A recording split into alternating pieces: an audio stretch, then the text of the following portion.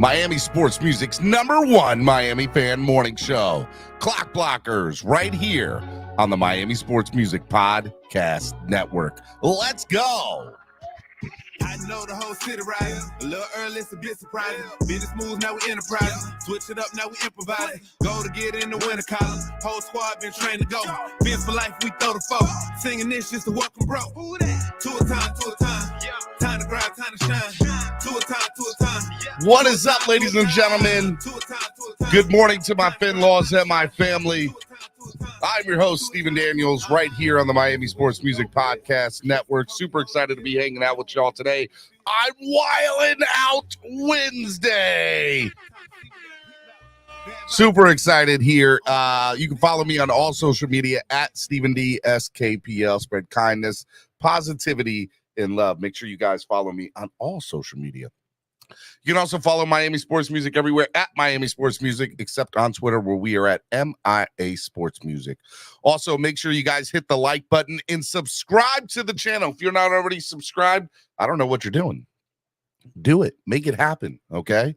Also, hey, look, if you guys want to sign up to become a member today and sign up to become part of the family, make sure y'all do that. It goes such a long way into helping the channel grow. And, we can't do it without your help, right? So make sure you guys sign up today, become a member of the family. There are plenty of seats waiting at the table for you. And, I would love to see it. I would love to see people sign up to become officially a part of the family. Can we get 2 new members today? I'd love to just get 2 new members to the channel today and become part of the family. The link is pinned in the description. It says to become a member. So sign up today. Would love to see it, okay? Also, hey, look, if you want to help the channel grow by donating, lots of different ways you can do it. You can use the YouTube Live Super Chat, which is the $ below the bottom of the chat. You can hit that and use a Super Chat or a Super Sticker. It goes a long way into helping the channel grow. You guys can also use Cash App or PayPal, which is $MSM Podcast Network or MSM Podcast Network, or use the QR codes that you just saw on your screen.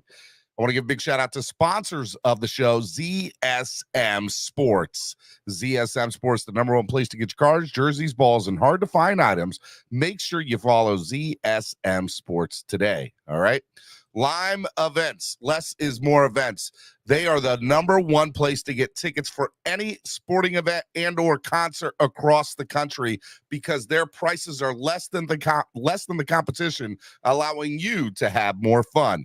Give Less is More Events a call today at 202-930-3533. Lime Tickets is absolutely amazing. Make sure you give them a call. Tell them Steven sent you from Miami Sports Music, and they will take care of you. By the way, absolutely 0 service fees. All right, so it's great. We love Lime. Lime is absolutely amazing. Tailgreeter, download the app today on your current Crapple or Android device. I said Crapple, that's right. Or Android devices. Make sure you guys do that today. We got a lot of great events coming up this year, so download the app. Go to the website today. Search in all the tailgates that we got going on this year. Down in Miami, East 32 Dolphins Tailgate, the best tailgate around. And then, obviously, we got Baltimore for the Baltimore Beatdown, the FedEx Takeover, and the Philly Finvasion. And we have everything from tickets, hotels, transportation, tailgates, all-inclusive, meet and greets the night before, everything. It's all taken care of in all 3 of those cities. So we'd love to see you. It's going to be a great time. All right. All right. It is Wildin' Out Wednesday. You guys know what that means. Wildin' Out Wednesday is one of the best shows of the week. I know I started a little bit late today, but I'm going to stay on a little bit later just for you guys. All right. So let's get it going. I already dropped the link in the YouTube chat, and I'll drop it here for everybody else here in a second. There are rules to Wildin' Out Wednesday. Here are the rules. All right. The rules are official timeout and ban rules go as followed. #1, there's different tiers or ban levels or timeout levels. Okay.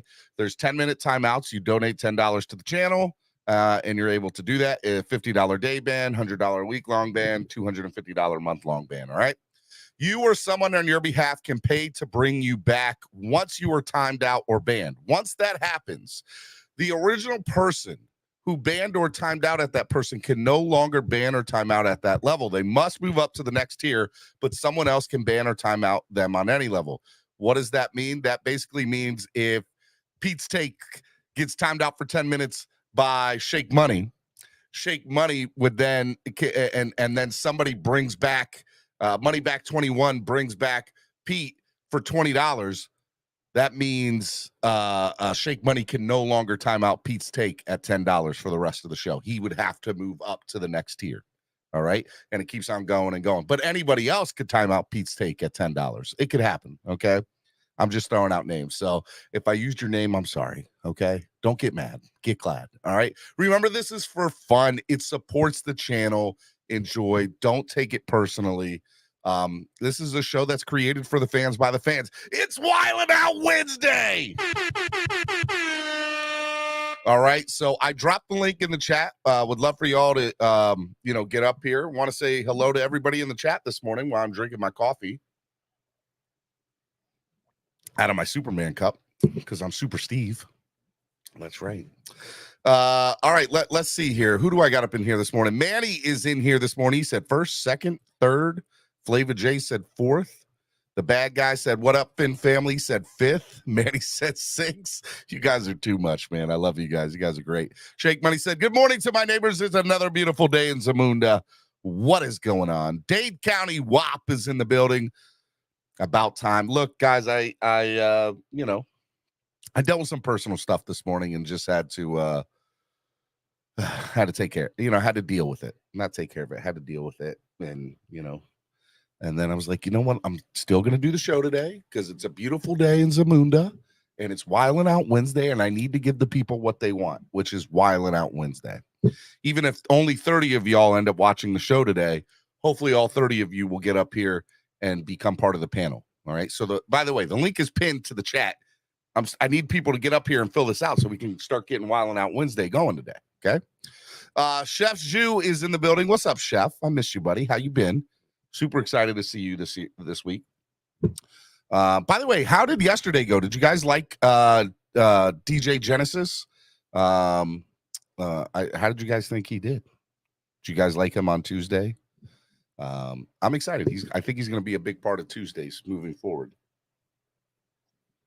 Should be good to go. All right, Fred.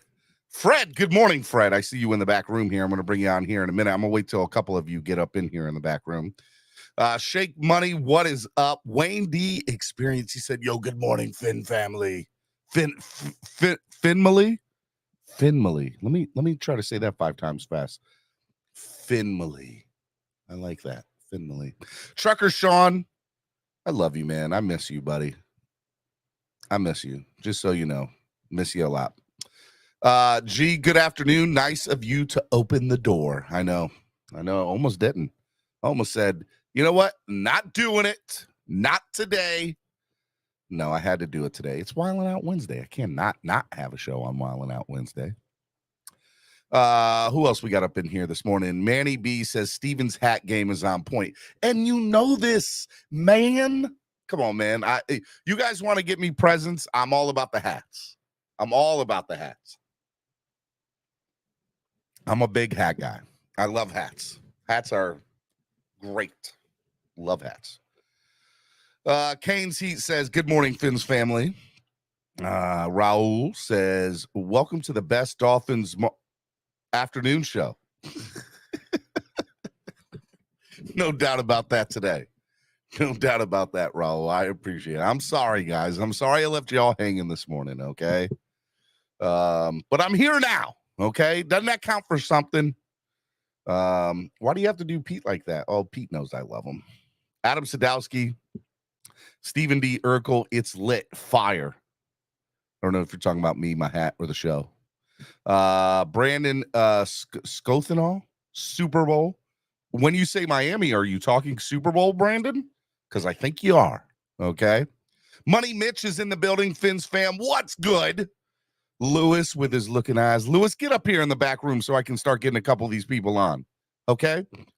We can't start the show till Lewis gets up here. We're not starting. We're rioting. Okay. All right. Let's see here. All 30 of us want to be here, keeping it 100. Well, there's 47 of y'all now. Let's keep it moving. Let's keep that game going up. Only got one person in the back room. I'm going to bring him up here in a minute. Dolphins for life. He said he did good. You're talking about DJ Genesis. That's my guy, man. I was texting with him this morning. We're going to evolve Hot Take Tuesday. It's going to be better than it's ever been.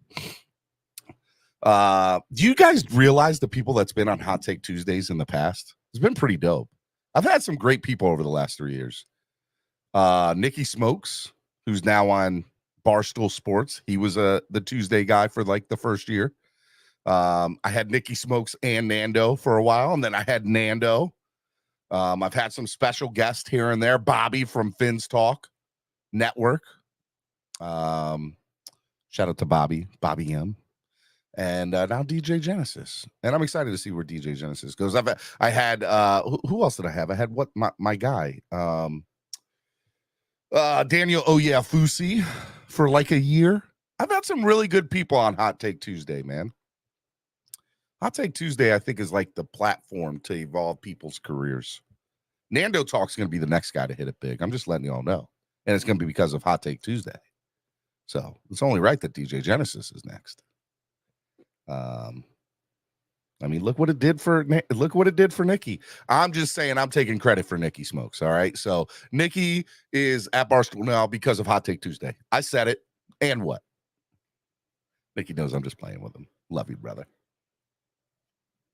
I miss you, man. I actually chatted with him on a text a couple days ago. He's doing good in Chicago. He moved on up to Chicago.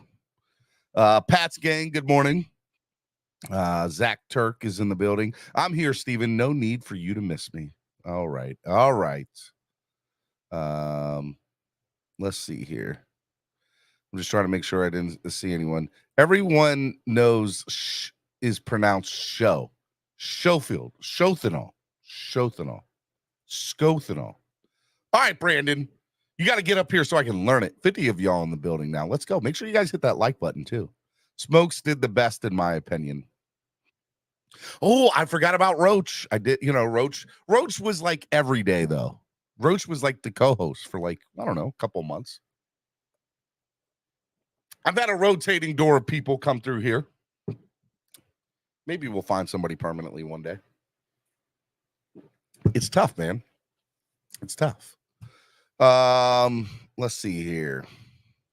Kenna, what's up, everyone? How are you? PJ Mac, good morning, my good brother. HTT has been featured with All Stars. HTT, who's HTT? Who am I missing? HTT. I don't know who HTT is. Trucker Sean, you guys are too much. All right, only one person in the back. I'm gonna bring him on. Ladies and gentlemen, first person of Wildin' Out Wednesday. Anybody can get up here. It's a free panel, a free for all. Get on up here. Hot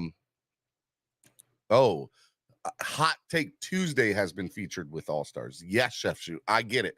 Hot Take Tuesday is HTT. Thank you guys. Because I didn't know what that stood for. I probably should have known that. Hence, it's my show. Thank you. I appreciate it. Yeah, man, I post all my stuff on Facebook, Twitter, mainly Miami stuff for Spaces. I appreciate it, Trucker Sean. You're a good guy. I don't care what they say about you. And they say a lot. Ladies and gentlemen, Fred, what's up? Good morning. So, good morning, Stephen D. How are you this morning, bro? Man, I had a rough morning, but I'm here. Life is tough sometimes, Oh yeah, it can be, man. But it wouldn't be life, man, if we didn't have obstacles, bro. You know what I mean? That is true. I agree. How are you ever going to know what is the saying? How are you ever going to know what joy is without pain? Stuff like that. Exactly, Stephen D. I like that, man. I like that. And you wouldn't be a Dolphins fan without pain. I'm just saying. I wish it wasn't like that.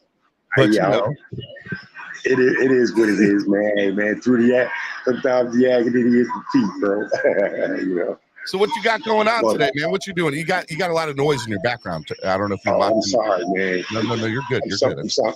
Okay, man. That's my wife, man. She watches that. She watches church on TV a lot. Okay, getting the Lord in on a Wednesday on Hump Day. Yeah. I ain't mad at it. Yeah, I go to church here myself, but I do that on Sunday afternoon. Yeah. But I'm from the South, where people in the South went to church on Monday, Tuesday, Wednesday, Thursday, Friday, Saturday, and twice on Sunday.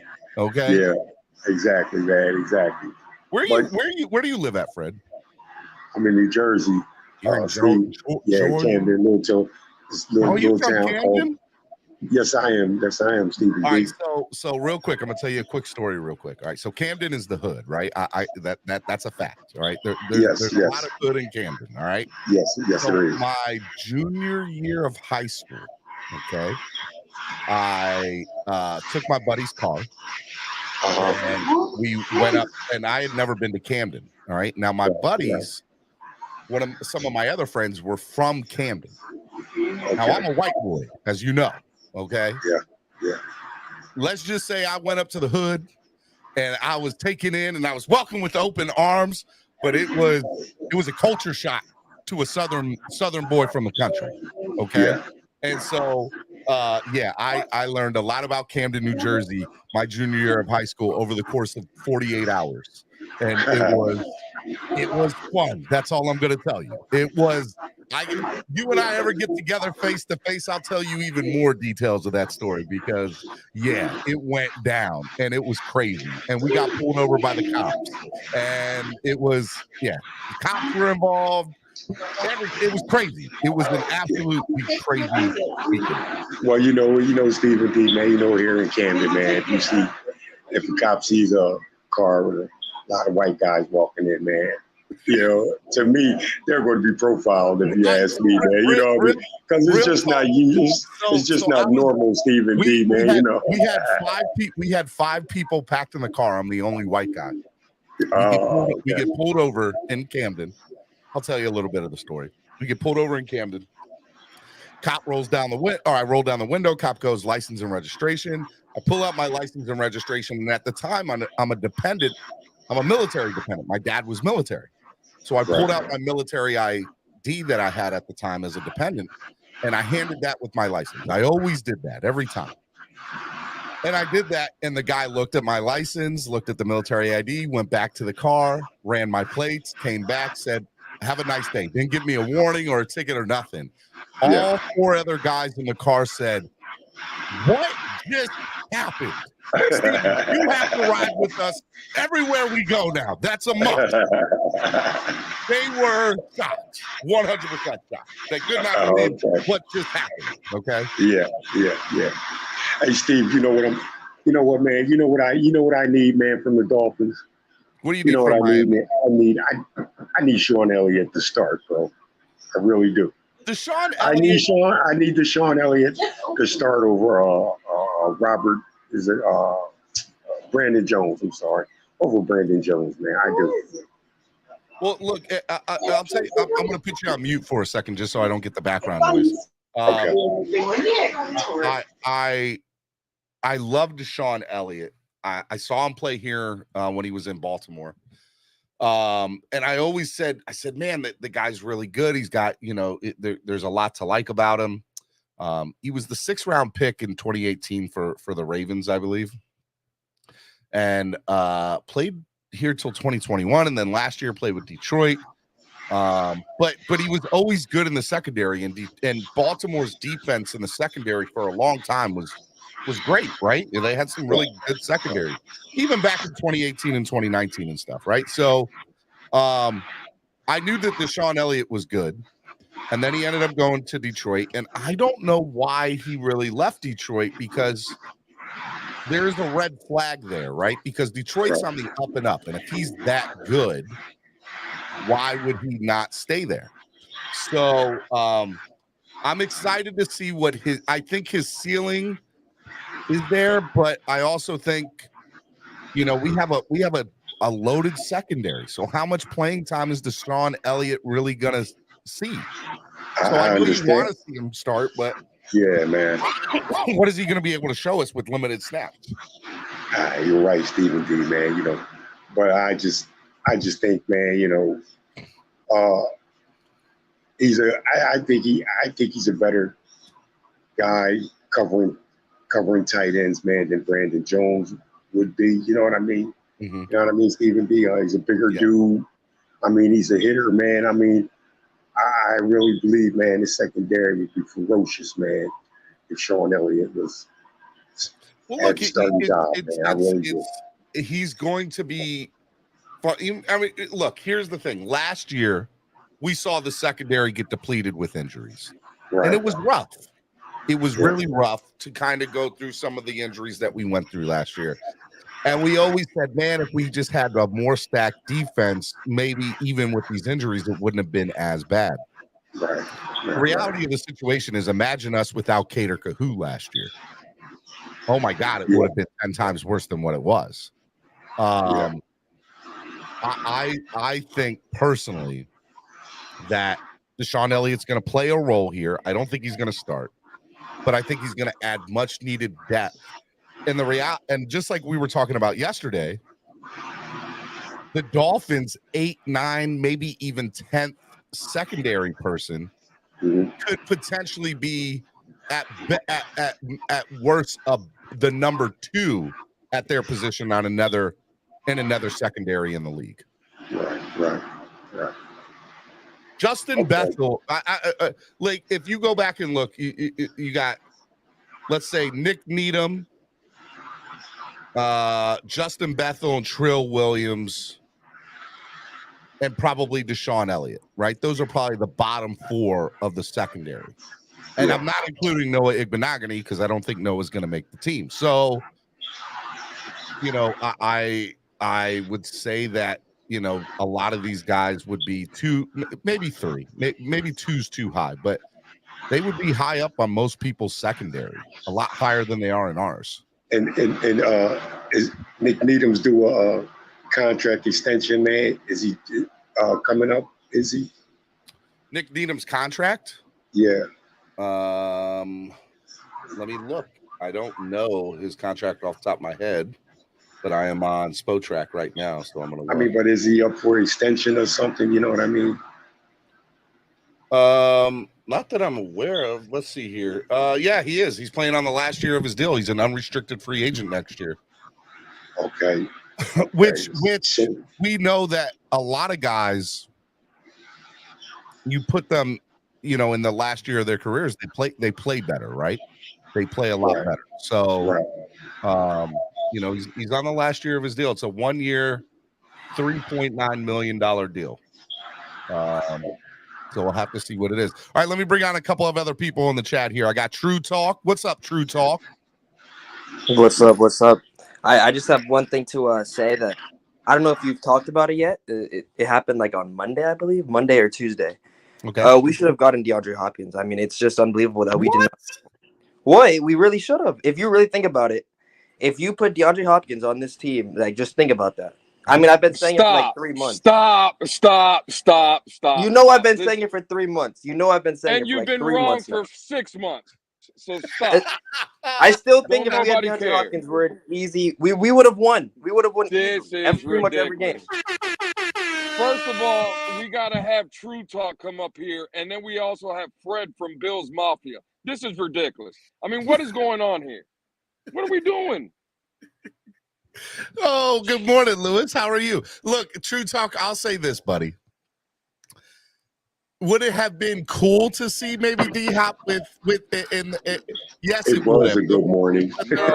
But there are so many other needs. I mean, Steven, we let a 1,300-yard receiver go for what? Peanuts, for literally pennies. We just let him leave. DeAndre Hopkins, we let him just leave like a 1,300-yard receiver for pretty much nothing. Like, we had him. $13 million. True Talk, $13 million a year is nothing. True Talk, we're saying Dolphins fans are upset at $7 million potentially for Dalvin Cook. You wanted them to go out and spend $13 to $14 million on a number 3 wide receiver? On a receiver that has 1,300 yards? Yes, he's an easy 1,300 yards. He would have been a number 3. I'm not paying $13 million for a number 3 receiver that has 1,300 yards easily. That could easily get you 1,300 yards. Diop's cool, but he ain't $13 million number 3 wide receiver. No. Okay, I would have paid him more though. I love you, my guy, but I'm so glad you were not the GM because we would be in. Oh my God, it would not be good. Okay, how do you justify that when? Let me ask you: are you a Dalvin Cook fan? Do you want to see Dalvin here? No. He's a I Patriot fan. I like the What? Salvin Ahmed better. I like the Salvin Ahmeds and the Chains better. What kind of fan is he? What kind of fan is he? I'm a Dolphin fan. Okay. He's a Dolphin fan, just like you're a Dolphin fan, Fred. That's right, Lou. That's right, baby, Lou. But even I'm not with this take right here, man. On Hopkins thing, man. 13 million. Oh my God. Wednesday, and that's a wild take. That's all I know. That's a straight wild. But how is it? But how is it wild to say? I mean, Hopkins is because he's already signed in Tennessee. So what are you even bringing it up for? Because we should have easily gotten on that. Now we have to overpay for Dalvin Cook just to make the fans happy. We're not even overpaying for Dalvin Cook. You know what? Somebody get True Talk off the panel. All right, so seriously, that's the only reason I came up. Like, y'all seriously gonna let True Talk do this?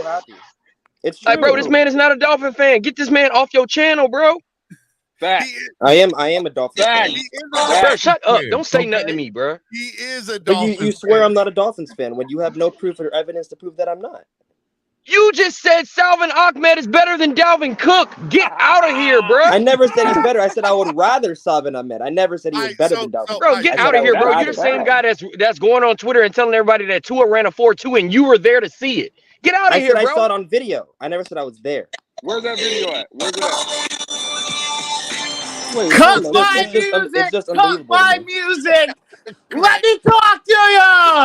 I have a glass here. It's full of Patriot tears because they've been crying for the past couple of nights because they didn't get DeAndre Hopkins. So I'm going to take a sip on this. Hey, oh, man, that is tasty. Aldo said he would have had 500 to 800 at most, can only speed the ball so much by True Talk. True Talk, you're gone for 10 minutes. You're gone for 10 minutes, True Talk. Aldo said, see ya. First time out of the day. Yeah! What's up, Greg? I missed you, buddy. How you been? What's up? I've been good. How about you? Hey, man, I'm doing good. Greg, man, you are a wild boy. That's all I know. You are a wild boy. Greg, let me ask you, man, how are your Celtics doing? How you doing? How are your Celtics doing, Greg? They're doing good. They are? What type of offseason are they having this year? Tell them, Greg, we got the unicorn boss. That's right, the unicorn. Lewis, are you a Celtics fan? I'm everybody but the Heat. So whoever the Heat play, I'm Lewis, against. this is Miami sports music, not Tampa Bay sports music, not Boston sports music, Miami sports music. Come on, man. Come on. This ain't a Denver morning show? I'm a Nugget fan. This ain't a Denver morning show. This ain't no Mile High morning show, okay? Sorry. All right, let's just get that straight. All right. Oh my goodness. Man. All right, a question. What did y'all think about what I made yesterday, or what I talked about yesterday, not made, that running backs have an average salary in the NFL of $1.81 million, and the average kicker salary in the NFL is $2.26. Can somebody help me do that math? What do you guys think about that math? I like it. What? I love it. I think it's total BS. I think it's BS too. I'm with you, man. Kickers don't even get hit. Running backs get hit. Hey, we could do it like this. We all know the problems the last 2 seasons of one Jason Sanders, correct? Yes. Bum. Who would you rather? Now, hold on, Lewis. Part of the reason his kicking woes have happened. Remember, I had his kicking coach on. Shout out to Brandon Cornblue, Coach Cornblue. Okay, and he made the point. He said, "Guys, think about it. The last 3 years, what have there been 3 different people, 3 different punters for the Miami Dolphins? That's true. And who is the place kicker? The punter. So he's had 3 different placeholders for the last 3 years. And part of that, and if you go look at his missed field goals, they're not misses by much. They're misses by, 10 feet, 5 yards. Is Justin Tucker missing field goals? The fact of the matter is, Justin Tucker's had the same placeholder for however many years of his career.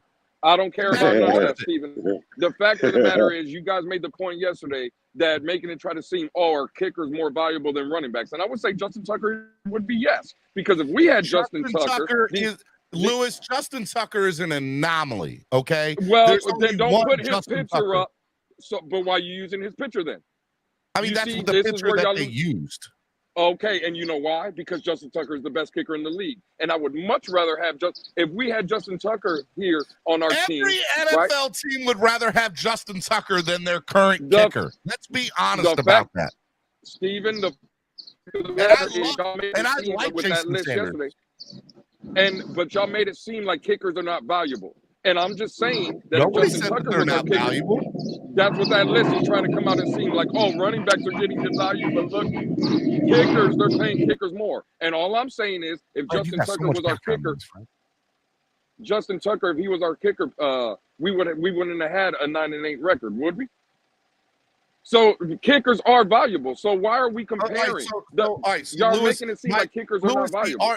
No, Lewis, here's the problem with your argument. Number one, nobody on this panel or any panel for that matter has said that kickers are not valuable. Those words have never come out of my mouth, and they've never come out of anybody else's mouths that I'm aware of. Like number two, okay?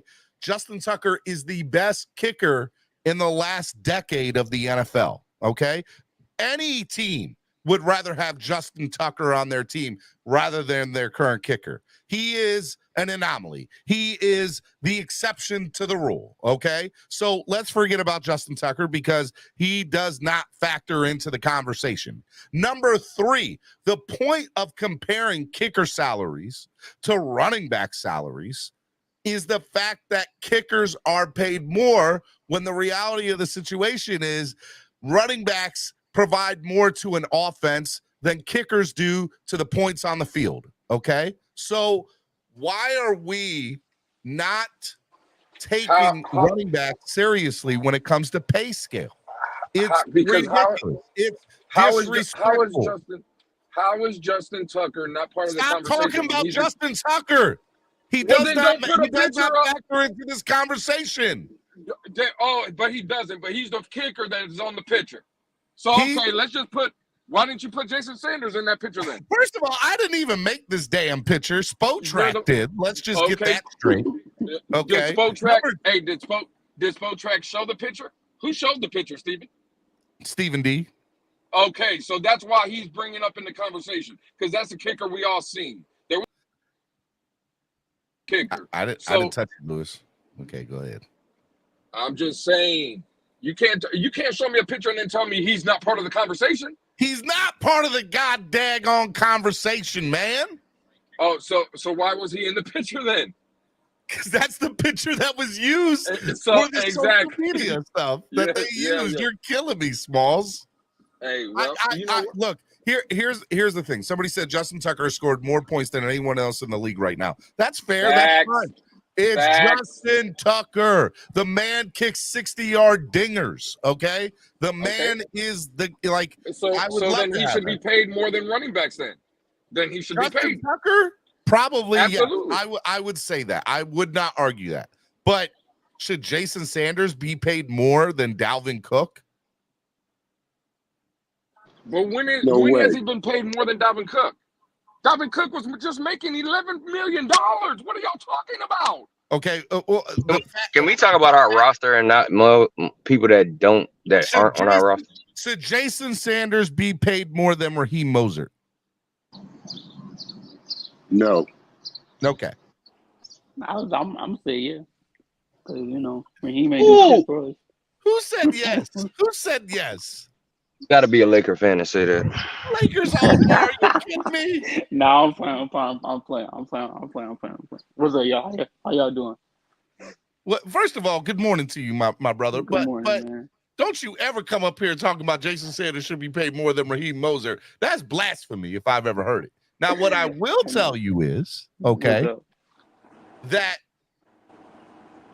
nobody should make the argument that running backs are not that they are paid what they're worth. They are undervalued and underpaid for their contribution to the game, for what they provide for a team.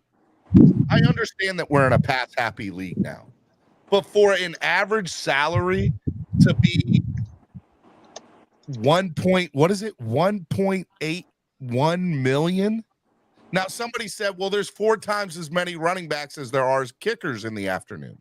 Or I'm about to say afternoon. I'm reading and talking at the same time. I apologize. There's 4 times as many running backs as there are kickers in the league. That's facts. That's fair. But you're telling me that if I have let's bring in an example from back in the day. Lusaka Polite. Remember our boy Lusaka? That man contributed Lusaka. Lusaka was my guy. Lusaka Polite, yes. Okay, Lusaka Polite. Whatever you say his daggone name. Okay, I think I'm saying it right, but maybe I'm not. Okay. That man contributed to what? 5 to 7 carries per game, but it was all 3rd and 1s and 4th and 1s. He might have got 30 yards a game, but he got 4 or 5 first downs. Do you think that, let me ask you, is he not worth more to your team than Jason Sanders is? If he's extending drives? No. I just think your field goal kickers, man, are game deciders. Could be game deciders. Yeah. Yeah, but you need those fullbacks and everybody else to get them in range. So what are y'all talking about, bro? That's what I understand that, man. But you know, Fred, stop hanging with Pete. He is not making you look good, bro. A last second field goal from beyond 50 yards, man, to win the game is huge, bro. Huge. All right, I'll say it again. But who gets you in that range, Fred? Come on, bro. You too old for this, bro. You know this stuff, bro. You know football, bro. Who gets you in range? That's cat. Okay, he gets you in range, man. All right. Now this. All right. Hold on. Fred, just listen for a second, Fred. Put yourself on mute so I don't hear your background noise. Just listen for a second. I'm on overthecat.com. And I'm on the Miami Dolphins pay scale. Okay. My Jason Sanders is to be paid out this year a total of $3.7 million. I'm going to name you all the people, or a majority of them, that are getting paid less than Jason Sanders this year. Are you ready? Here we go.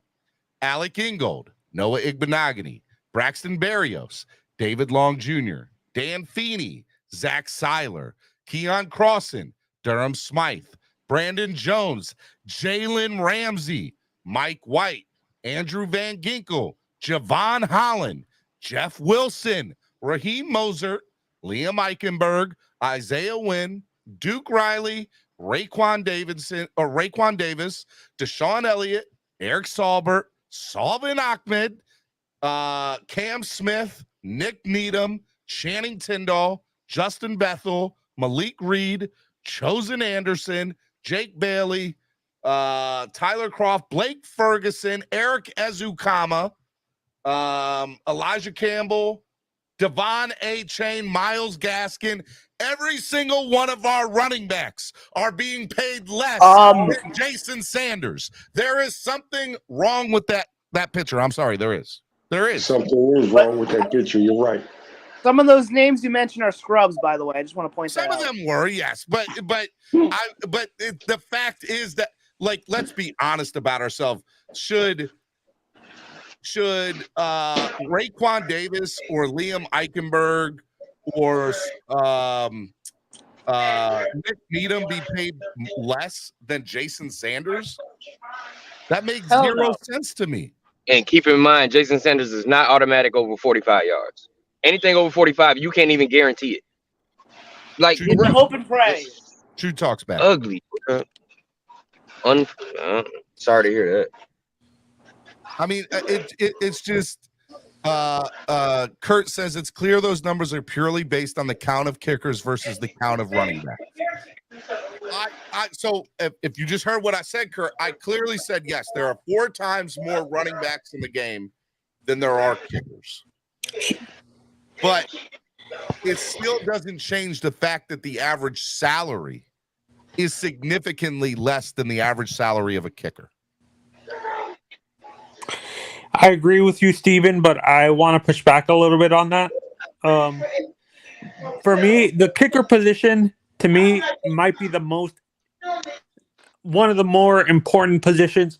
I understand why people say running back, but to me, the kicker is the most important position because every game usually comes down to either a kicker missing a kick in a critical moment or the punter screwing up a punt or shanking a punt.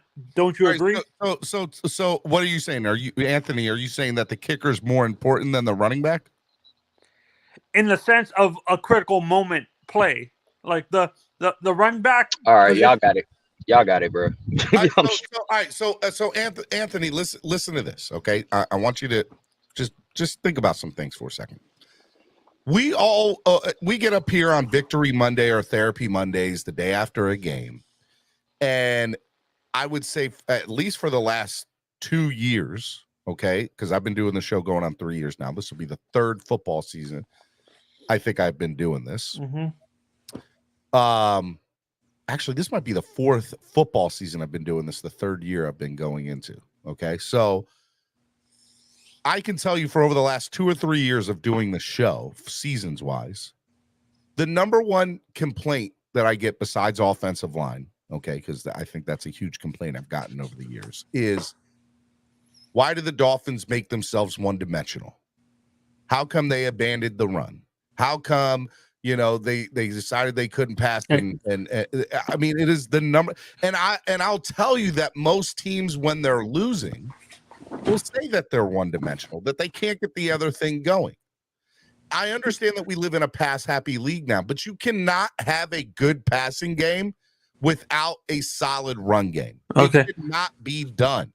My line of thinking, though, Steven, and True Talk, is coming from when you look at the most critical moments of a game, it's usually not the running back position. Bye, Anthony. If you think the kicker is one of the most important players on the team, shaking my head. Aldo with his $10 donation. You're gone for 10 minutes, Anthony. So Aldo out here getting people this morning. So Steven, this is what I have to say about that topic. If you ask me, there's way less good kickers out there than there are of like mid to low tier good running backs. So I feel like you have to pay. I agree with that. That's why I was arguing with Lewis about the Justin Tucker situation. I understand. He's like, well, the photos in there. I get it. Fine. I'll deal with the argument. But let's be honest about ourselves. He is an anomaly. The running backs, the running backs like, Derrick Henry and all them, obviously they should be getting paid more than kickers. Yeah. But then if you get on the line of other running backs that are like mid to low tier, they should not be getting paid more than kickers, if you ask me. Kickers should be getting paid more than them. All right, so give me an example of a mid to low tier running back that you think let me think. A James Robinson should not be getting paid more than a kicker. James Robinson of I don't think he's on the team right now, but he should not be getting paid more than a kicker. How about James Conner, the $7 million for the Arizona Cardinals? He should not be getting paid more than a kicker. You think he's worth more than Justin Tucker? No, he's not. I think Justin Tucker gets paid more. I want you to think about something. In 2021, James Conner had 15 touchdowns. Name me a running back for the Dolphins. Name me a Dolphins running back that's got 15 touchdowns in the last decade. Ricky Williams. Besides Ricky. Steven, if we gave Sullivan the ball, he would have gotten 15 touchdowns. I'm just saying right didn't get that. I'm about to go look up J.J.'s numbers because I don't believe that for a second. Steven, if we gave Salvin Ahmed the ball, he would have 15 touchdowns this year. That's how high I am on him.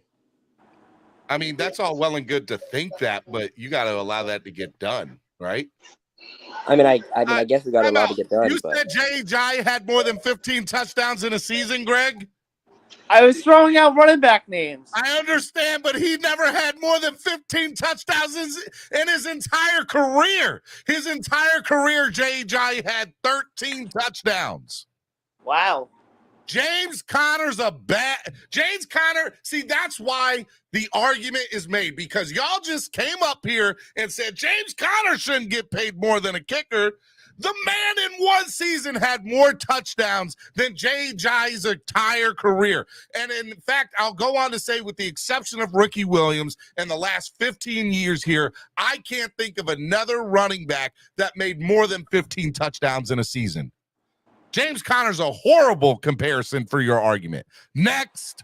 James Conner's like a mid-tier running back. Can I respond to that? Hold on, True Talk, because this is where Stephen D forgets to tell you, right? 15 touchdowns. Can you tell me how many of those were long runs? Can you tell me how many of those? That matter. I don't.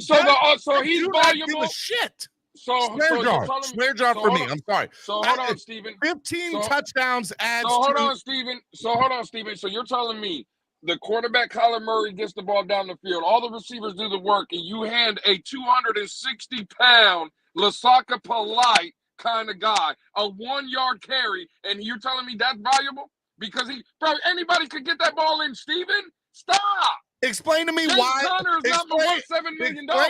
Explain to me why for 3 years Lusaka Polite was the guy that we relied on to get 3rd and 1 and 4th and shorts. Because he was the biggest guy on the field. Because he could do it. Nobody else could. Durham Smythe does it. There was a Durham Smythe does it. Anybody can do it, Steven. No, not anybody can do it. Don't give me that BS, Lewis. Here's the thing, buddy. For a 2 or 3 year period in the NFL, Lusaka Polite was number 1 in 3rd and 4th down short conversions to 1st down. Number 1. So don't tell me anybody can do it. Lusaka Polite for a 2 or 3 year deal was number 1. There was a reason he was doing it. And in my opinion, Lusaka Polite was way more valuable than whoever the kicker was for the Dolphins at that time. It is no reason that a kicker should make $1.8 million and an average kicker's making over $2 million. It's stupid. It is a horrible argument. No, the horrible argument is there's 200 running backs in the league, and y'all want to call out the few that are making nothing but money. Lewis, I just asked y'all, give me a comparison of a mid to low running back that you think shouldn't be getting paid more than a kicker. You guys brought up James Conner. That's a horrible thing. James Conner ain't worth, and James Conner is not worth. You can get in your feelings if you want to. You want to talk about one season of 15 yards. James Conner makes $7 million. He is overpaid, and in my opinion, he's not more valuable than a kicker, than a strong kicker. There's a million James Connors out there.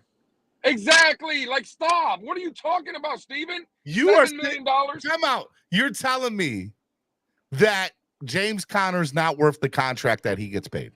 Absolutely not. Absolutely, he's not.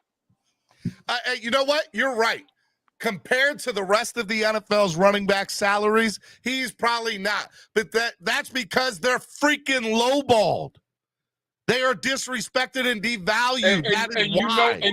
You know why they're getting devalued? Because you're paying scrubs $7 million like James Conner. That's why they're getting devalued. Because teams are starting to realize I'm paying a bum like James Conner $7 million. Steven, who is the highest scoring player in NFL history? Likely a kicker. Yes, over a 25-year career. But is a kicker winning you a Super Bowl? Yes. Is he the reason he gets you to the playoffs? Yeah. I would say so. Yeah. I got some running backs. He's a big part of it. What about Ezekiel Elliott? I would say Adam Vinatieri won 3 Super Bowls for the Patriots. Am I correct? And they never would have gotten there had it not been for the running game and Tom Brady and Bill Belichick. And they never would have won them without the leg of Jason Varitek. He never would have been there had it not been for the rest of the team. What are you talking about? The first Super Bowl they went to, wasn't the field goal they got against the Raiders, the tuck rule? Wasn't that? So he did get them to one then, right? Here's the problem. Y'all are saying, and I understand how it's coming out for me, but let me just further reiterate. I am not saying that kickers are not valuable. They are. They have a place in the game. They're very valuable. And they can be the reason why you win or lose a game. Let me just throw that out there, okay? That was never my argument from the get-go. My argument is that I believe a majority of running backs provide more to the game than the kickers do on their team. I would say there's only like 5 running backs that contribute more to their team than kickers. Only 5 running backs in the NFL? I can name them right now. More to five their team or than 6. The kicker? That's an insane statement. I can name all 5 or 6 right now that I think. Go ahead. And I'm sure I will agree that those guys are more valuable, but there's it's only the elites. The elites are the only ones that are more valuable to their team than kickers are. It's the Derrick Henrys, the Saquon Barkleys, the Josh Jacobs. I'm trying to think of other people. Just the elite running backs are the only ones that are more valuable to their team than kickers are. That's it. Every other running back is replaceable and shouldn't be getting paid the amount that kickers are, considering the fact that there's less good Christian kickers. McCaffrey, there's another one. Christian McCaffrey's another one that should be getting paid more. Debatably the best running back in the league. Of course he should get paid more. Yeah, he should get paid more than a kicker. Yeah, he should. But there's not that many that should, though, is what I'm saying. Kickers, running backs, there's way more good running backs than there are of kickers. Kickers, it's very hard to find a good kicker. So if you could find like a kicker, I would rather pay a good kicker. Should Saquon Barkley be paid more than a kicker? Yes, of course. Yes, Saquon should get paid more than a kicker. But that's an elite. That's one of the elites, though. I'm talking about non-elites. Like there's like 5 or 6 running backs that I could say should get paid more than a kicker. Everything else should not get paid more than a kicker.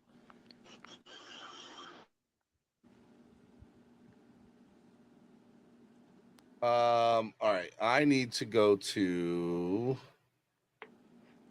I'm trying to find current running back stacks in the NFL. Good morning, Batman. What's up, buddy? What's up, Steven? What's up, everybody? I got a quick question. I'm dealing with this asinine take that people are talking about this morning. What's up with you? I've been listening for about 45 seconds, Steven. I got one question. I got to ask Lewis a question. Is Lewis there? Yeah, Lewis is here. Go ahead, Lewis. He calling you out, Lewis. What, Batman? What do you want, Batman? Lewis, what are we doing here, Lewis?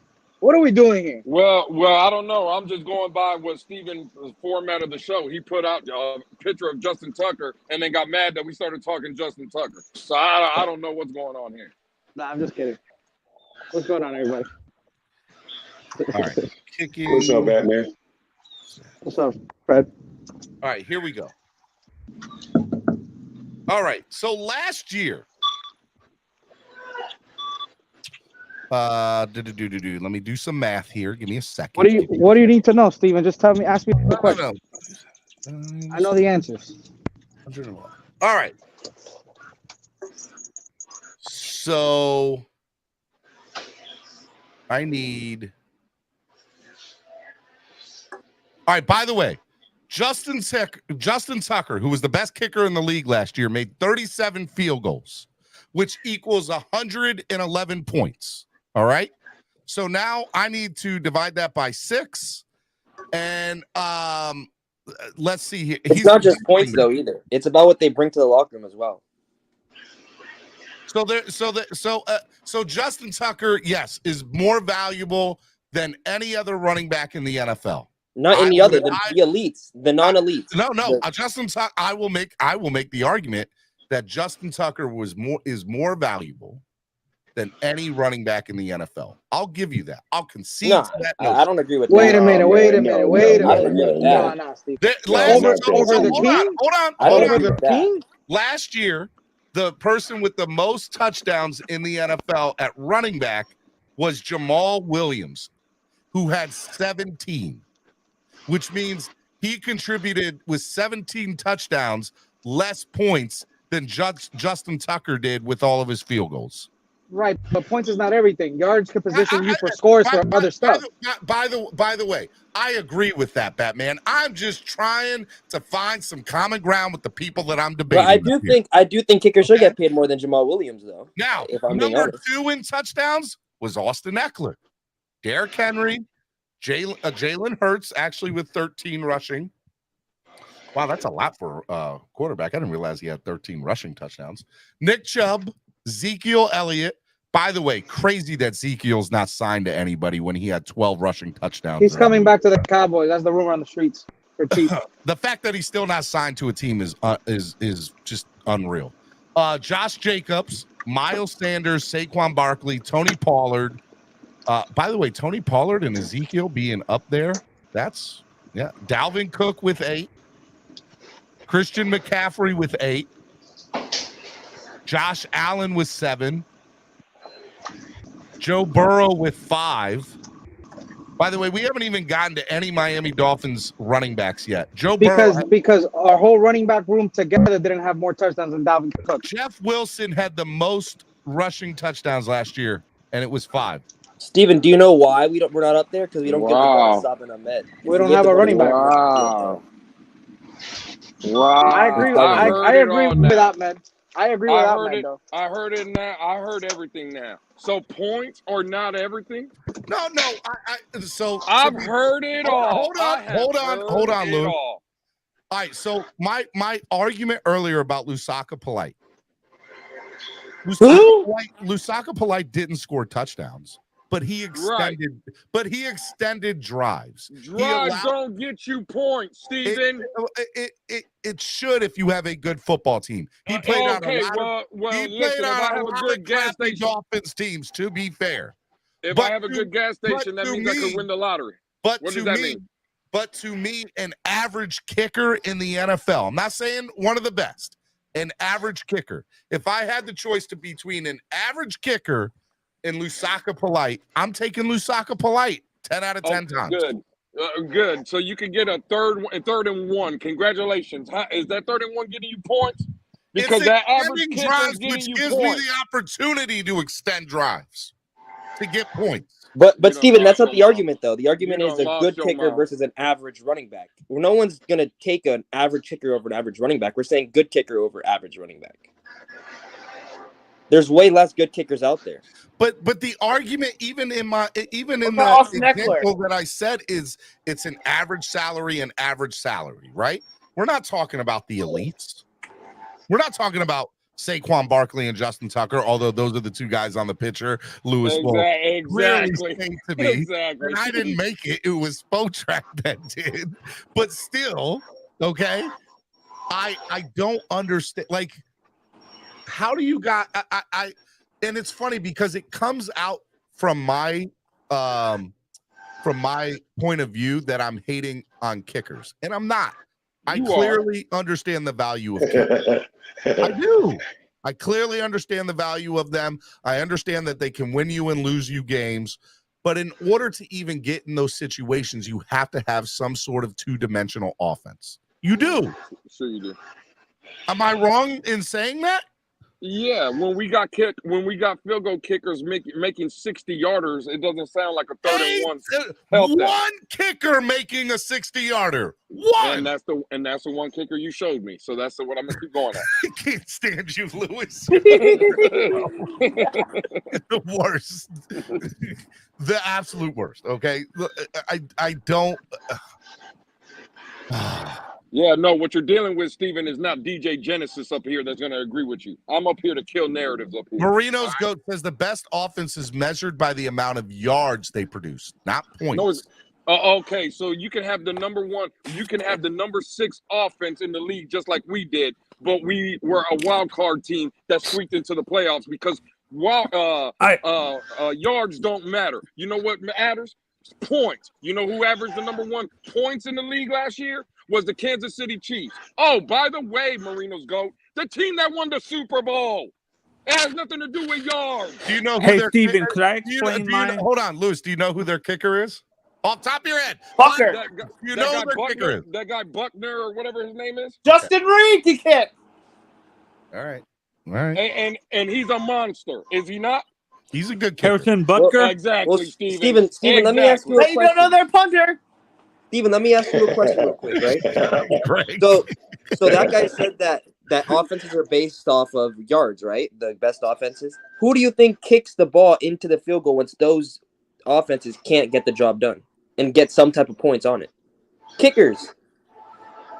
But you guys are saying that you guys are arguing with me that I'm saying that kickers are like they shouldn't be. No, my argument is not that kickers are not important to the game or not important to your team's success. I am merely saying that the average running back should be getting paid more than the average kicker. And the reasons are they can help your offense turn 3 points into 6 points by extending drives, making your team dimensional so that your passing game is more effective. Hello. Kickers don't do that. Kickers are there as soon as your offense gives up that they can't go any further to give you 3 points instead of 6. Well, they miss it.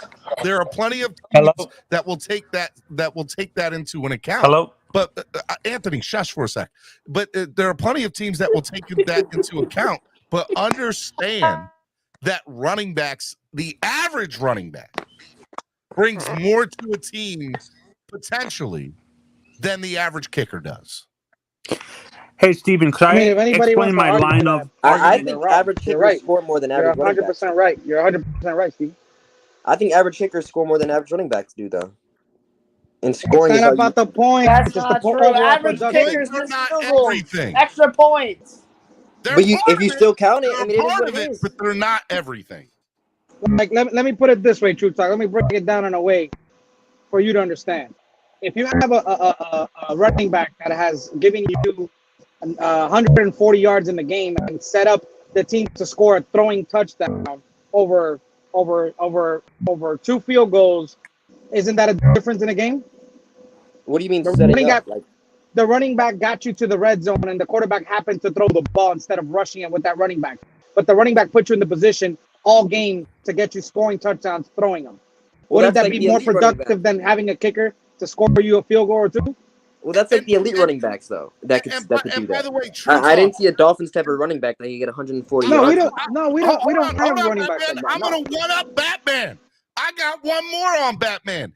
We're talking about the same daggone fan base that was mad every time we saw Tony Sparano doing this.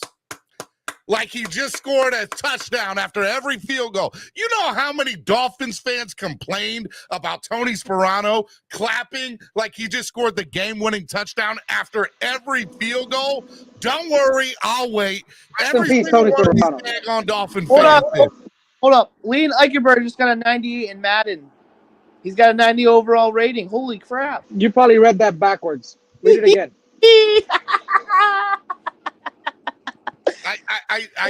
I don't understand. And to me, that's hypocrisy at its finest.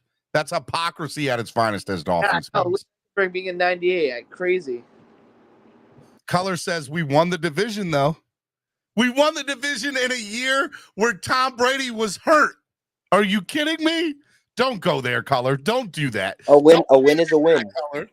A win is a win.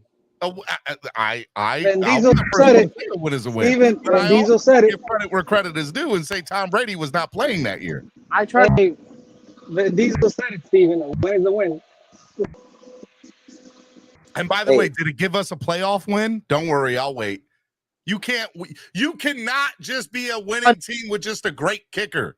You can win certain games, but you need more than a great kicker to be a great team. You need running backs. But you don't need a great running back to be a great team. You don't need to be a great running back. Stephen D. We needed a great running back. I said you needed running backs to be able to complement whatever else you have on your team. Hey, Stephen I'm going to have to go and take care of some business, but I'd like to come back to the show when I get back, bro. All right, man. No problem, Fred. Steven, the running back runs the ball down the field, right? Can't get it done, right? He stays at the red zone or whatever, like 20-yard line, right? Doesn't get it done. Who comes in to at least get some type of points on it? The kicker. Exactly. So, I mean... Batman said Tua. I mean, at some point, if you think about it, kickers are way more valuable to a team than running backs are, including the elite running backs. Kickers, no. Let's talk about one of Crypto's favorite words: semantics. Devontae Parker. Okay? Let's talk about semantics. Kickers are there for the most part, unless you're Justin Tucker of the Ravens, and I really don't want to say anybody else. I'll say almost everybody except Justin Tucker. They are there as bailouts for the offense to be able to show something that your offense accomplished some sort of points to be able to put on the board after a decent drive. But that's valuable, though. That's valuable. There is value in that. Nobody's saying that it's not. But to say that it's more valuable than an average running back in the NFL is asinine to me. I would say a good kicker is more valuable than an average running back. There's way less kickers out there. No way. There's way less kickers out there. You could get an average running back on the streets and put him out there. Kicker off the streets. Nah, kickers are way harder to find, though. I mean, here's the reason why you think there's so many running backs available is because there's a revolving door of them. Hold up. Young Wei Koo, you guys know Young Wei Koo, whatever. The Falcons kicker. He was getting roasted by the Chargers fans. Goes to the AAF. Now look at him now. You telling me you can't find a kicker off the street? I could probably find a kicker off the street. He'd probably make all. It's easier to find a running back off the street, though. I love how everybody's saying crypto's favorite words, by the way. Banana in the tail bite, selective amnesia, gaslighting. That's how I love this show. People know exactly what cryptos would say in all these situations. Even all I'm going to say is if we pay Dalvin Cook the $7 million revolving door, that's why they're not valuable. But they are valuable. All right, so all right, let's think about this, Color.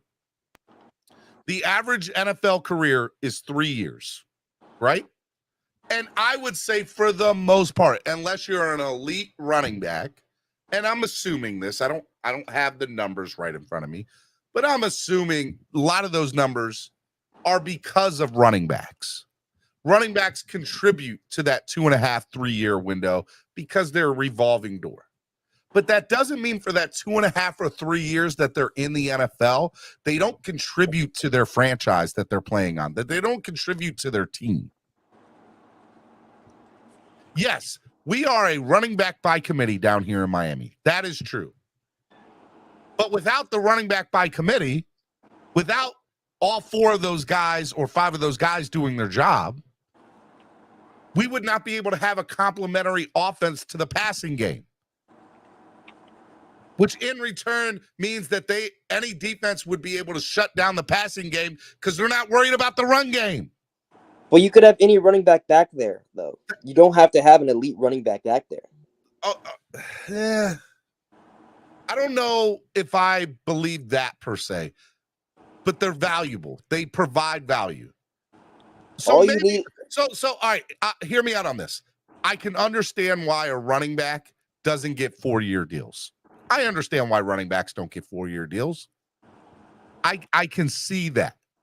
The stats show that most running backs in the NFL are going to last 2.5 to 3 years in their current franchise or role. There's elite people that are exceptions to the rule. Dalvin Cook played for several years in Minnesota. Derrick Henry for several years in Tennessee. Saquon Barkley for several years with the Giants. Austin Eckler for several years with the Chargers. Christian McCaffrey for several years with the Panthers. There are exceptions to the rule. I agree with that.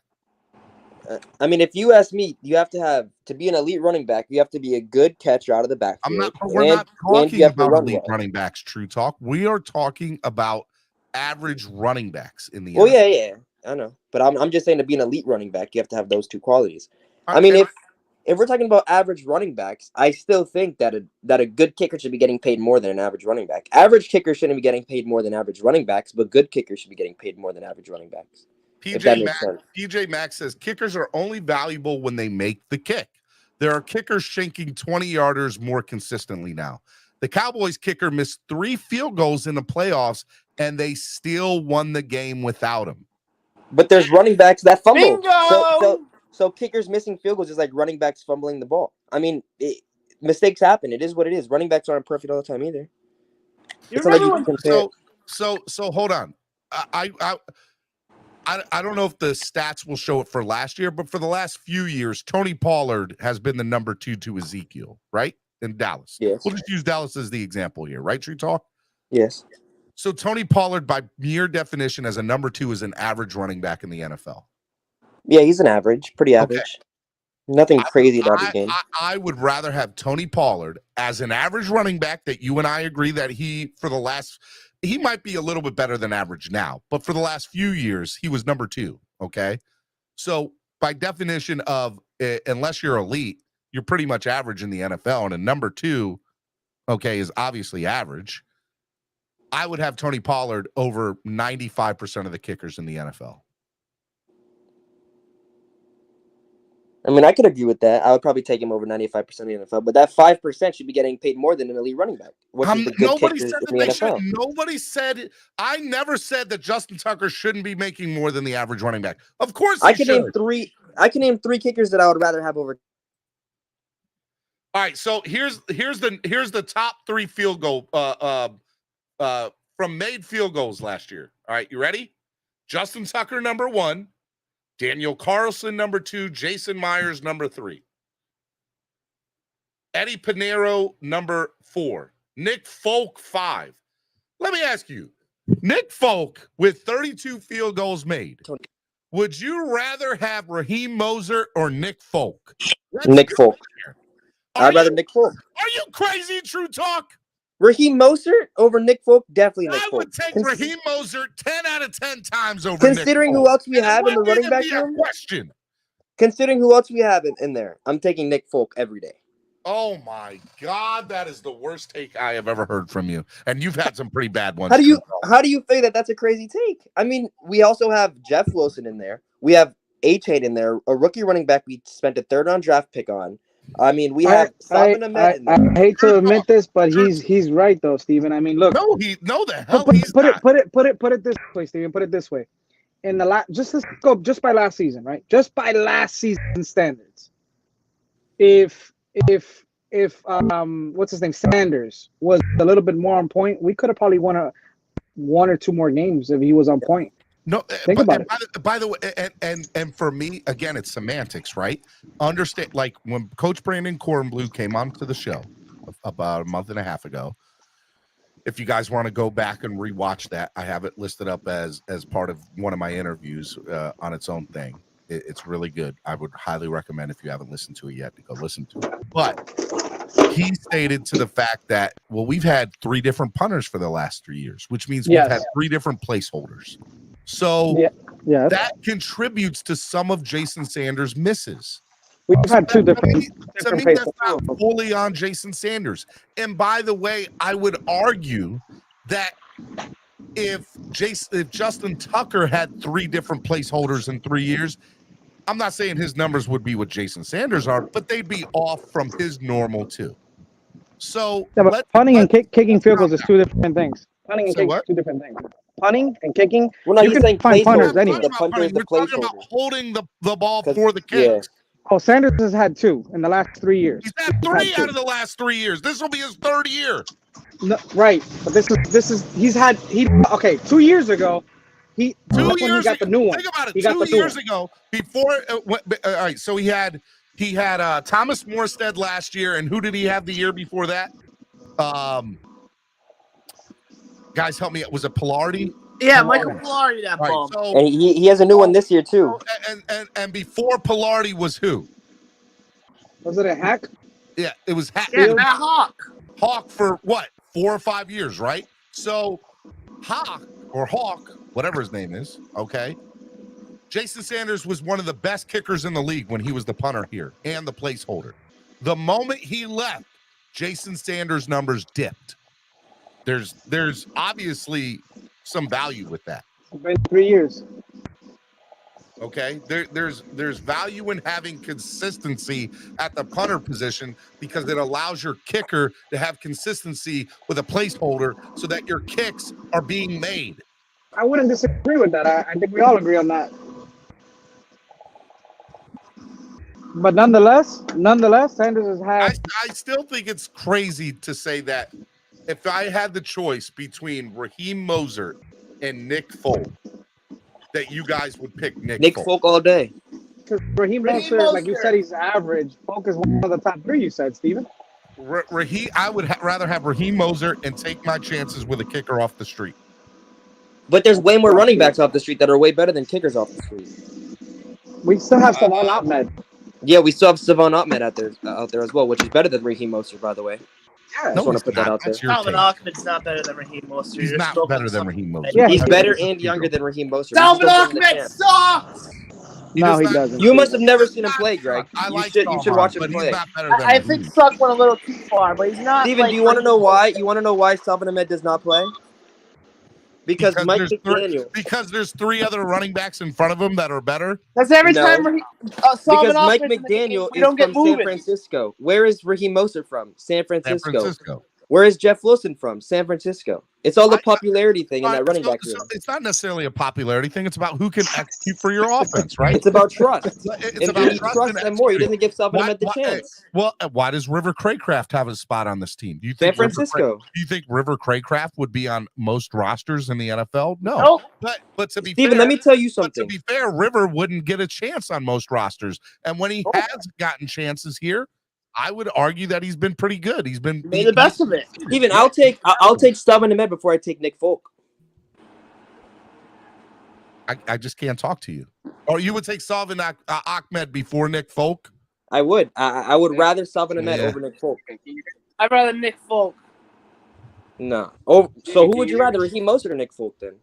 Raheem Mostert. Raheem Mostert all day. But how is Raheem Mostert better than Salvin Ahmed? Because he runs better than Ahmed every time in Buffalo. Every time Ahmed would run the ball, we would lose yards.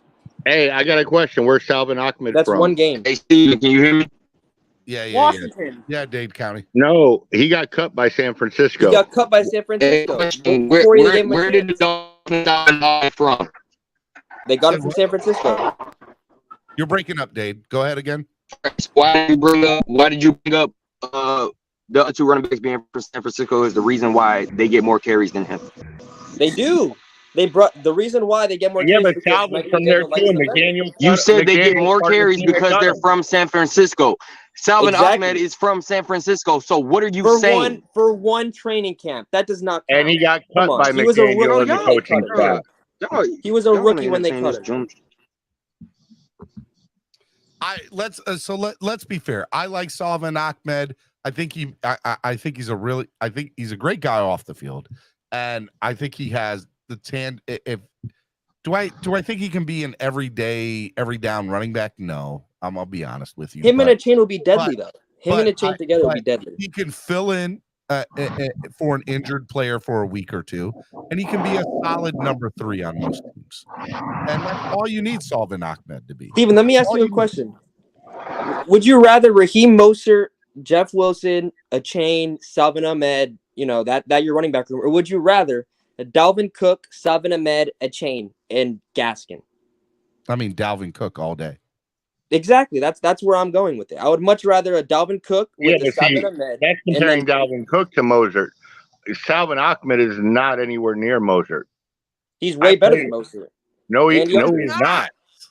How do you figure? We just don't give Ahmed the chance. If we give him the chance, he'd be running back 1. Raheem Mostert, when he's healthy, and by the way, that's when he's healthy. When he's healthy, which is very unlikely. Hey, last year I don't blame. I'm not gonna say top tier running back, but he's a number 1 on probably 2/3 of the team. Hey, by the way, True Talk. See you later. See you in 10 minutes. Hey, y'all realize this. Good guy. Wow. Shout out to True Talk, guys. I don't blame Mostert for the injury last year. He got his finger bent backwards. They were trying to rip the ball from him and broke his finger. That's going to happen when you're running over people. And he was trucking them in that game. Well, Todd, let me ask you, would you rather have Nick Folk or Raheem Mostert? Mostert. All day. Pete's Talk, would you rather have not even close. Pete, would you rather have Nick Folk or Raheem Mostert? Nick Folk? Are you talking about a kicker? Yes. Would you rather have Nick Folk or Raheem Mostert? You can only choose from those 2 as your next pick. Is this a trick question? We're talking special teams? No. We are just talking, you have a draft. Okay, you're in the middle rounds. You can only choose between Raheem Mostert and Nick Folk. Those are your only 2 options. Who are you picking? In a fantasy season long? Oh my God, Pete, just answer the daggone question. It doesn't make any sense, the question, though. It does. Would you Who rather, are you picking for your team? who would you pick? Who is more important to you? Having Nick Folk or having Raheem Mostert on your team? But why do you use Nick Folk? Oh We have my Jason Sanders. We're not. Yeah, I don't understand the question. Okay, so well, have you guys been listening to the show? I just got in, bro. I was on Twitter I just got messing here. around with the Jets. First of all, don't listen to Twitter. Come to Miami Sports Music and Clock Blockers because we're awesome. We're amazing. Okay, You guys are the best over here. Number two, okay, the argument here is talking about kickers and running backs pay scales, right? And the value of them to their teams. My argument is Nick Folk made 32 field goals, which I think was number 5 in field goals made last year. And I still think I would take Raheem. It's not I think I would. I would take Raheem Mostert for me because I think he would provide more to help my offense than Nick Folk would, being 5th in field goals in the league last year. I think Raheem Mostert is more valuable to my team converting points than it. Now does it show with more touchdowns? No. But Raheem Mostert would help me move the field along so that I can have a potential for 6 points instead of just getting 3. Because my point of view is I would rather take a person off the street or a couple of people and see who can kick, compare and knowing that I had the chance to get Nick Folk, but I do have a good running back in Raheem Mostert. Oh, no. I see what you're saying. Now I understand when you said that, Steven. Heck no, bro. You always got to pick the kicker unless you have an elite running back. The kickers are an important piece to the team, dude. Like, you fail to realize. So you would say Nick Folk. The gap. Yeah, because of the gap in the running. Mostert isn't what you're saying, proclaiming to be. This is why you Dolphin fans are screaming for Dalvin Cook. Let's get something straight. I think Raheem Mostert is an average running back, average to a really good running back at best. Okay. Wait a minute. So you're not a Dolphin fan, Pete? You're not? Because you were crying about getting Saquon like 4 months ago. So yeah, that's a real. Now you see the gap. You see, there's a gap there. Does that make sense to you now, Batman? There is no gap. You got a guy that's giving you 4 years of 1,000 yards rushing. Only 2 running backs have done that in the league. Saquon has been injury prone his whole life. He lost to Saquon though. Like Dalvin Cook lost to Saquon. He did. No, and I'm talking. The gap I'm talking about is Saquon to Raheem Mostert. I don't know why you're bringing up Dalvin Cook. No, because you're saying us Dolphin fan. You're a Dolphin fan, aren't you? Oh yeah, I'm a Dolphin fan. I'm not a Tuaneer. You know, I don't cheer for just one player. I'm a real Dolphin fan. I'm not a Tuaneer. You said us Dolphin fans. Yeah, this is Tuaneer land too. You're a Dolphin fan. You're a Dolphin fan. Yeah, right? But I'm part of the divide. I'm on the other side, man. That's it. So you're Bills Mafia. You're Bills Mafia. No, I'm part of the Tua Hate Club. It's a small group of us. We're having fun with it. We have real knowledgeable conversations. Right. Knowledgeable conversations, Pete. Come on. 100%. We don't, bro. I was just on Twitter, Steven. I was just on Twitter, and we have Mo, the sauce guy, right? He comes out and calls me a liar on a Jets Twitter, right, for some weird reason, and says that in that Chargers game, I should go watch film because there were no checkdowns open. How can you sit here and say there were no check? Like, I'm still not over that. Yeah, and that's what I was going through, and that was a little early morning headache. I think you opened up the panel. I did check this morning. You weren't even like mentioning to be live or anything, so I shot over there to the Twitter world, and then I got into that conversation and debate. Mo actually brings up the fact that there were no wide open checkdowns in the Chargers game, none at all. And it was blasphemous to me. It just was real. Like I couldn't believe it. Can I bring in a new aspect of this conversation we're having? Man, let me ask you a quick question. Hold on real quick. Hold on, Batman. Just let Manny go real quick. Hey, my bad for the dog. Shut. So let me ask, because one thing that you guys aren't mentioning is the pressure. Because how many times is a game on the line and the kicker has to go in there, and it's hit or miss whether you win or lose that game? How many times are running backs in that situation? Manny, my argument to that earlier was, and then I'll let Batman go after me. My argument to that earlier, Manny, was if your team is not two-dimensional, you are never going to be in a position to have your kicker kick a game-winning kick. You can't just have a passing team. You have to have a complementary run game to it.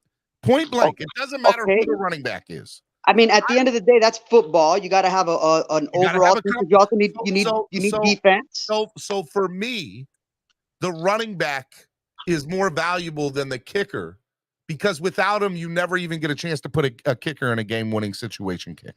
What running back do you want? Saquon or Jason Sanders? Saquon, like nobody's picking a kicker before a running back unless it's an elite running back. I see comparisons of what Matt Turk's contract compared to Saquon's contract. I mean, is that what you're trying to like do the comparison to? No, are you asking me? Yeah, because I've seen a whole bunch of posts about Matt Turk's contract being more than Saquon Barkley's contract. I don't know what Matt Turk's contract is, but you want to know what I find funny? I think a lot of people undervalue though what Mozart is. You look at how many carries he had compared to those other running backs. He almost had 1,000 yards on a lot less carries. Hey, what's the name of the Baltimore kicker? That's his name, right? No. The Baltimore kicker is Jesus God. My man Justin Tucker. I got that Justin Tucker. Please believe it. Yeah. Oh, okay, Justin Tucker. Sorry, I was thinking of Matt Turk or Matt Turk back in the day. Well, hey, to be fair, Justin Tucker is more valuable than 98% of the running backs in the NFL. Yeah, because they showed their contract breakdown. That's what I was about to get ready to say, Steven. But Justin Tucker is the anomaly to it. He's the anomaly. No, he's not the only one. There's other kickers that got the same accuracy. All right, so all right, you ready for the top 5 kickers? I'll say it again. Shout out to Wayne D. Not the same leg with the accuracy. Stop. LOL. I mean, hold on. Here's the top 5 kickers, Crypto, last year in field goals made. Justin Tucker with 37, Daniel Carlson with 34, Jason Myers with 34, Eddie Pinheiro with 33, and Nick Folk with 32.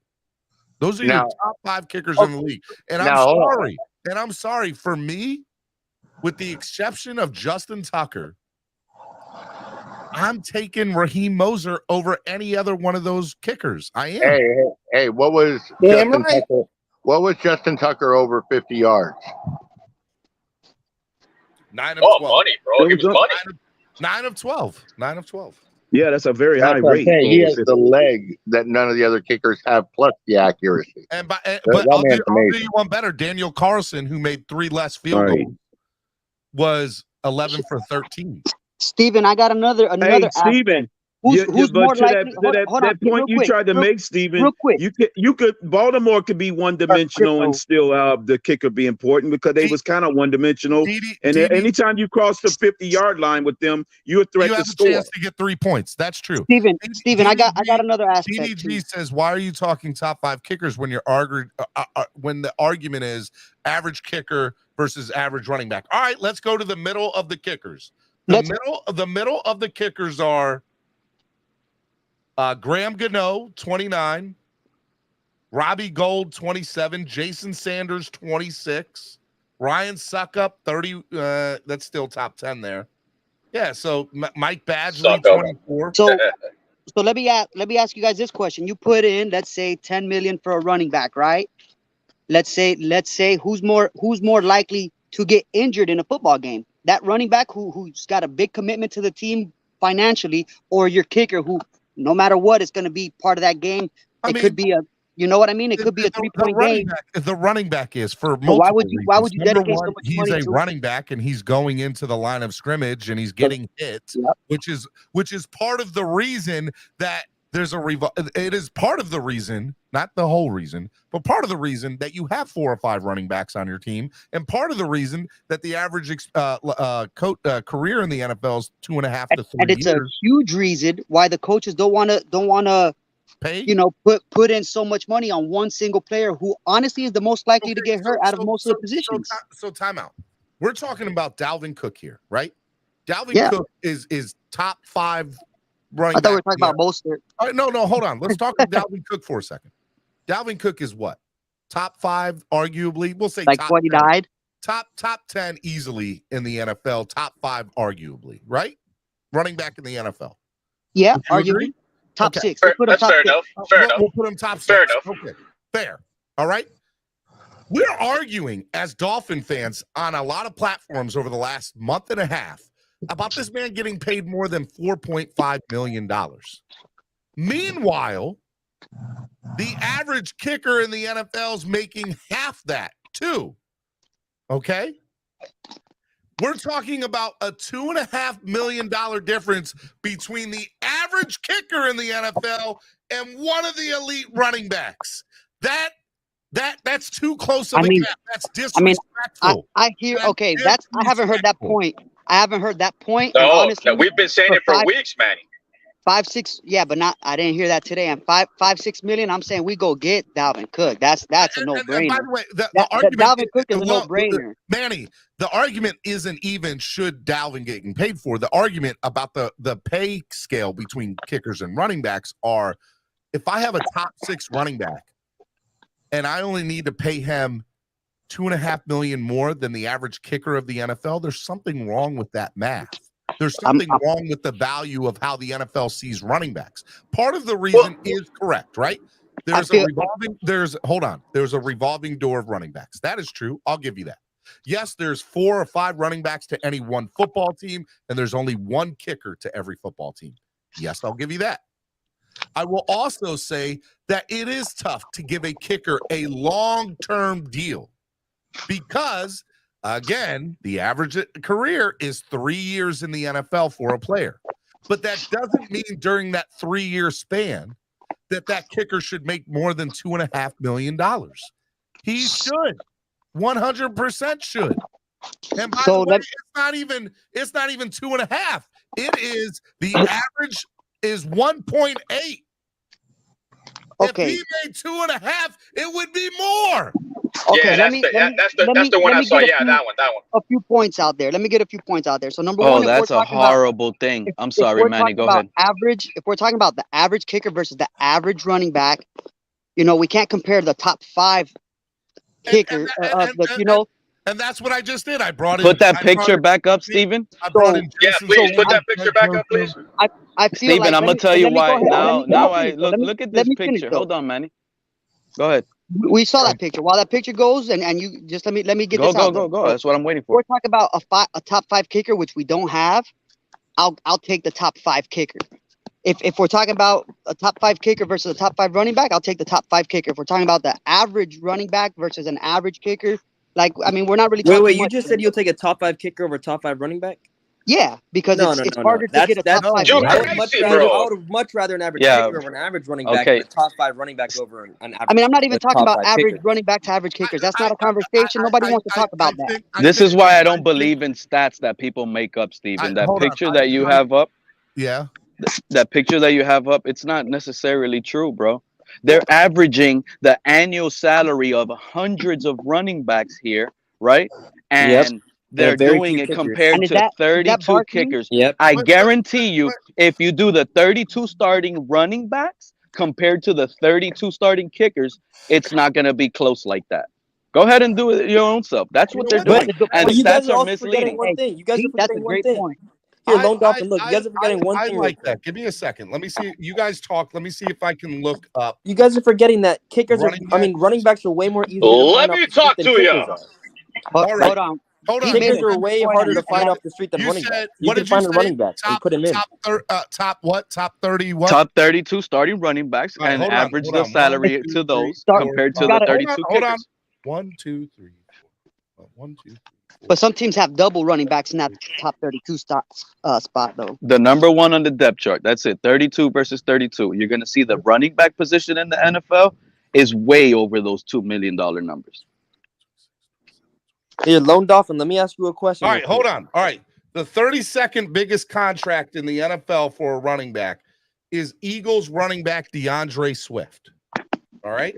He's on a rookie deal, though. And DeAndre Swift is I need to do 2023, right? Actually, all right. So 2023 running back salaries. Give me a second. I was looking at total. 4, 5, 6, 7. 19, 20, 21. All right. Deontay Foreman of the Bears. The 32nd running back salary in the NFL this year is $2 million. That's the 32nd best running back in the NFL is making more than what they're already saying in that picture. Okay, no, it's the top 32. All right, but still, you take, let's say, so it goes from 2 million to 16. Although I want to take Nick Chubb and Derrick Henry out of it, I'm going to say 2 to 10. Why do you want to take anybody out of it? Are they taking out two extreme kickers out of their list? I would, yeah, I would 100% do that. Okay, take out Justin Tucker out of the list as well. Yeah, I would 100% take Justin Tucker out of it, and it would. You can't do that. Just 32 versus 32. I mean, it's what is average between 2 and 10 million? Probably, I would probably say what, 6.5 million. Does that sound right, guys? Exactly. That does sound right to me. I was thinking about those same lines. 6 to 8 million is what I was thinking. 6.5 million, all right, per year for the top 32 on average. And then we'll go to kickers. Kickers. Well, you already had it. It was right there, right? There's only 32 kickers. I'm going to the 32nd. So the 32nd kicker is, yeah, I guess it would be because there's only 32. You're right about that. So 2.26 million. So the top 32 running backs make on average $6 to $6.5 million per year, and the top 32 kickers make $2.26 million per year. You know, I'll be honest with you, Pete. That is one of the smartest arguments that I've gotten back from you ever. I don't know if it's completely fair. I think you should probably take the top 64 because 2 running backs. You know, most teams are. Why? Kickers don't share kicks. Kickers don't share kicks. Running backs do. Running backs share carries. I have to say I'm proud of you, Pete. You made me proud this morning, Pete. This is what we told you earlier, Oh, you got. I can't wait when I bump my head on a tree and now I'm a 2-and-near overnight. This is what we told you, Steven, I cannot Thank you, believe Steven. give Pete credit for that. When I told you that earlier this morning, what are you talking about? It comes Lewis to stolen the thunder. You didn't say it as eloquently as Pete did. Pete is so eloquent in his. Please. What are you talking about? It don't even make sense. Like the people that made that comparison are the people that's crying about running backs. Nobody cares. It's only us that cry. Oh my God, the running backs are getting so underpaid. No, they're not. They're getting paid what they are worth. Period. And exactly, you're right, Lewis. And as an aging running back, I kept telling you guys, Dalvin Cook is about to be 28. He's regressing. He's not like.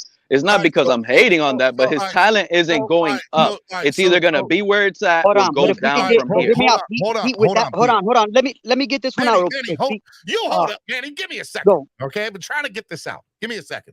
Pete, I like the 32, but I say 64, and I won't do it right now because most teams, with the exception of Derrick Henry, Saquon Barkley, Austin Eckler, and Christian McCaffrey, so maybe 4 or 5 teams are two back running back teams. They have 2 guys carrying the load for most of the team. Now, with all that being said, okay, $6.5 million being the average of the top 32 of running backs, and we all agree that Dalvin Cook is easily top 10, arguably top 5. Okay. He should be getting paid more than $4.5 million by that comparison. No, he shouldn't. I agree with that, Steven. That is true. Now, with that being said, part of the reason for him only getting a $4.5 million contract is because they are devalued. So can you at least contest to me, or at least concede to me is the better word, that running backs are devalued in the NFL? Not really. I'm not gonna say they're devalued. It's just the reality hurts. The truth hurts. The older you get, the less you lose speed. The older you get, the more wear and tear these guys get on their knees. That's it. They're just getting beat up constantly, bro. This is just a heavy workload position, just like a linebacker. These 2 positions in the trenches and running backs, in my opinion, should get paid more when they're young. but the rookie stuff hurts them to the point. By the time they get their second contract, that's it. Guys, I'm about to say something I ain't never said. I think Pete is the most smart person in this debate ever. I've always been, but you guys look at me as like a hater, so you guys are biased. Hey, Steven. I will leave this panel right now. I just said so. Hey, Steven. Hey, Steven. I will leave this panel right now. Hey, Steven. I've always been. He's just biased with hating side. Hey, Steven. I just gaslit y'all. Hey, Steven. You did just gaslight us. Hey, Steven, I'm throwing the flag on that. After further review, I'll say Lewis won the argument. After further review. I did win the argument. When was there even an argument? But hold on, I just throw the flag on that. Justin Tucker. Pete, when Steven showed the picture. I had to go to the booth I had to go to the booth and instant replay that, man. I actually like the what happened that top 32. I think it's fair to do top 32 running backs versus top 32 kickers, and then you take the average out of both of those salaries. And we said, hey, look, the average salary of the top 32 is around $6.5 million, probably. So, it's. And I feel like if you did 64. No, I got a good idea. Why don't they just start giving the ball to kickers now? You know what I mean? Like, if they're about to become obsolete and extinct. They do. No, they do that. They need to make up their wait, hold on. They need to wait, Manny, calm down. Manny, calm down. They do that every time. I get you, but at the same time, they're trying to eliminate punt returns and kickoff returns. I mean, what the hell is that? The point of trying to eliminate? What the hell is the point? Wait, Manny, chill. God damn. What the hell is the point of trying to eliminate the kicker, yet you're paying the kicker more than a running back? That makes no sense. No one's trying to eliminate the kickers. No one's trying to eliminate the kickers. Yeah, that's what I was literally debunking, Cap. That's literally what I was debunking. That's what Steven was saying when I came up here. We talk about field goals. We ain't talking about kickoff return. Okay, my bad. Here's my phone cracked out. My phone cracked out. Justin Tucker. Justin, I heard True Talk. Shout out to True Talk, but he was up here talking about Salvin Ahmed when I first came in the room, right? Well, because maybe. Look, hold on. Maybe Justin Tucker obviously gets paid more than an undrafted free agent. You know what I'm saying? Like, yeah, he's a running back. You don't get paid that much. Justin Tucker does. You see, there's a big gap and a big difference there, dude. Like, but Steven, like if we're talking starting running backs, the kickers are not getting paid more than starting running backs. So Steven, let's do 64 running backs. The top 64 running backs against the top. You want to do 64 because you want to. Well, let's just do 64. All right, so hold on. If we did top 64 versus 32 kickers, I would probably say the numbers would be skewed better in my argument of what I'm trying to say. I still think the running backs get paid more though than the kickers. I'll look. Give me a second. I'll look. Give me a second. I would still say the running backs get paid more than the kicker. All right, running back. I just don't understand how we talked about this the other day, Steven. So remember, we took out Nick Chubb and Derrick Henry's contract in the first one. Wait, why are we taking out contracts? That makes no sense to me, but go ahead. Pete, you even said it was all right. Like as long as I took out Justin Tucker's contract with the kickers, and I did. Yeah, but it still makes no sense that you're taking out running backs. I don't know why. Because there are exceptions to the rule, and that's my opinion on it. All right, so neither here or there. So let's go 64. 60. Where did I say was 30? But that's like not adding Patrick Mahomes as the top quarterback because he gets paid more than any other quarterback. I mean, he is an exception to the rule. He's getting paid over $50 million a year. That's insane. All right, I said Dion. What did I say? Top 64 versus top 32. Yeah, I know. Who did I say was number 32? 32 was DeAndre Swift. All right, so that's.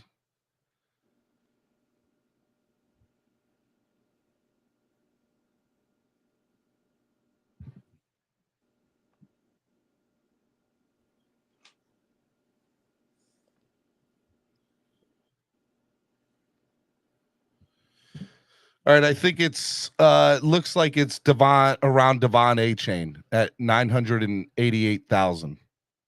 So Devon A-Chain is 64. And you're adding when is there a rookie ever starting? Where is Ahmed? How about that, Steven? Where is Salvin Ahmed in that? Put the top 32. Miles second Gaskin contract. 975,000. Is Ahmed over or under? He's above. He's 1.4. 1.4. So Ahmed is making more than the average kicker. So no, that's not true. The average kicker is making 2.26. But not including Justin Tucker, though. Oh, that is true. You are right about that. So he's making more than the average kicker if we're not including Justin Tucker. You see how numbers and stats are always skewed to fit people's narratives? So yes, this is true. All right, so believe it or not, Justin Tucker's cap hit this year is $5.9 million, and Kiami Fairbairn of the Texans is the second highest paid kicker in the league at $5.6 million. And then Chris Boswell for the Steelers is $5.6 million, and Graham Goodell. So even if you took out Justin Tucker's salary, it's only like $300,000 off. Which, by the way, is absolutely insane that Fairbairn or whatever his name is of the Texans is the second highest paid kicker in the league this year. That's insane. Yeah, so even if you took out Justin Tucker, it wouldn't matter. It's still 2.2. Yeah, it's still he is making $1.4 million in Salvin Ahmed as long as he makes the team. And he'll make the team. And Justin Tucker is, not Justin Tucker, the average kicker is making $2.26 million. So, or $2.23 million if you want to be fair. I just feel like we need to give A-Chain as much. So, by the way, that's roughly an $800,000 difference between Salvin Ahmed, who's a bubble on making the team, and the average kicker in the NFL. Salvin Ahmed isn't even an average running back in the NFL. He's at the bottom. He's almost out the door. And he's making $1.4 million. That is your argument right there, True Talk. I am okay with that argument. That now goes against Pete or anybody else making this argument. So Salvin Ahmed, who's the number 4 or 5 running back on this team, depending on how you no, Steven. $800,000 less than the average kicker in the NFL. No, Steven. Ridiculous. You're the one moving things around, trying to make it a debate. Remember, top 32 running backs to me includes King Henry and Nick the Bus Chubb. It doesn't change the fact that when the number 4 running back on a team is making only $800,000 less than the average kicker in the NFL, that's ridiculous. That's why you were right early on when I said I agree. Like, you're going to pick the running back the majority of the time because I'm looking at it as the top 32. Hell yeah, I'm getting DeAndre Swift over a Nick Folk. Steven, you see what I'm saying there? There's a big difference. Steven, where's Raheem Mostert in the top 32, though? Is he even in top 32? Yeah, he's one of the top 32. Yeah, of course. I'm getting Mostert too instead of a top, but hold on. Salary just doesn't make sense. To running back, because I'm taking Nick Folk over. I take Raheem Mostert. So, all right. So the Dolphins, Jeff Wilson and Raheem Mostert are like. 19, bro, didn't Christian Wilkins kick an extra point for us in the preseason one time? They're right next to each other. They're like 19 and 20th in the NFL. Raheem Mostert is going to make $2.1 million this year, and Jeff Wilson's going to make $2.2 million this year. That's overpaid if you ask me for them. Now, one thing I will say about this segment is the NFL, Raheem for some Mostert reason, deserves to be paid in the $4.5 million range. Jeff Wilson probably in the 3. No, 2.1 is overpaid for them. No, according to the scale, maybe that is currently there in play. According to the average salary of running backs that they're making. Yes. Okay. So according to how the current pay scale is, yes, that's probably correct. But should that's what they're getting paid? No. How it should be is I would look at Raheem Mostert and say Raheem's probably worth $4.5 million. If they were being paid what they should be paid. Jeff Wilson's probably around $3 million, and Dalvin Cook is probably around $7 to $9 million. Well, that's if Saquon Barkley's making $17 million a year. That's if Dalvin Cook is making around $8-9 million a year. That's if every other running back gets inflated. They should be getting paid. That's not what they're going to be paid, and that's not what the current pay scale says. So I have a question. Your statement is technically accurate because of the current pay scale, but the current pay scale is BS to begin with. The average running back made $1.8 million a year. So Raheem Mostert is better than the average running back by $400,000. There's no way. He's an average running back. I have a question. Raheem Mostert is a number 1 on one of the best offenses in the NFL. Due to our wide receivers, though, has nothing to do with our run game. He's part of the reason that they're able to have that offense. if you put Devin Achane as the starting running back, he will do better than Raheem Mostert will in that number one role. I'm not saying he will or he won't. Well, two things I'll say. Number one, we don't know the answer to that yet, so that's an uneducated assumption. If you put Salvin Ahmed well, I think if you no, that's not uneducated, bro. You it can is see uneducated. The only way A-Chain will get out of there is if he gets injured. But if you give him the same role, I think A-Chain will have more bigger and more explosive plays than Mostert. A-Chain hasn't played a snap in the NFL, and you're okay. already Let's do Ahmed though. But if you look, but Steven, all I'm saying is week one. Yeah, but all I'm saying is, Steven, week one right now. Let's just say week one. Crazy thought. McDaniel says A-Chain is my do or die. He's my 3-down back. I'm not moving him out. Do you think he's gonna have like a 20 carry, 20-yard game? He's gonna have big explosive plays.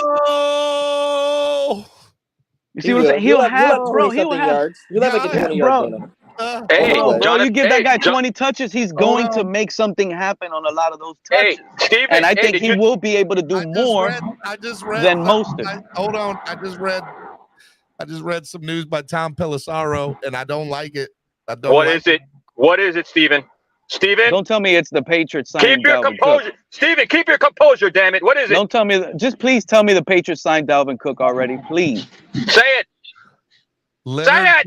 Leonard Fournette is working out for the Patriots today and is expected to sign. Oh my God! I believe Leonard Fournette. I mean, he's so that means Dalvin Cook is going to the Jets, guys. Fournette will go to the Pats. Cook will go to the Patriots, to the Jets. And honestly, to the guys that don't like that I said that, I think that's better for our team moving forward. Pete, I really think that A-Chain is going to surprise these guys. I would rather that. A-Chain and Ahmed. A-Chain is going to be the rookie of the year, Pete. Hey, Pete, I think he has a chance. If those other quarterbacks flop.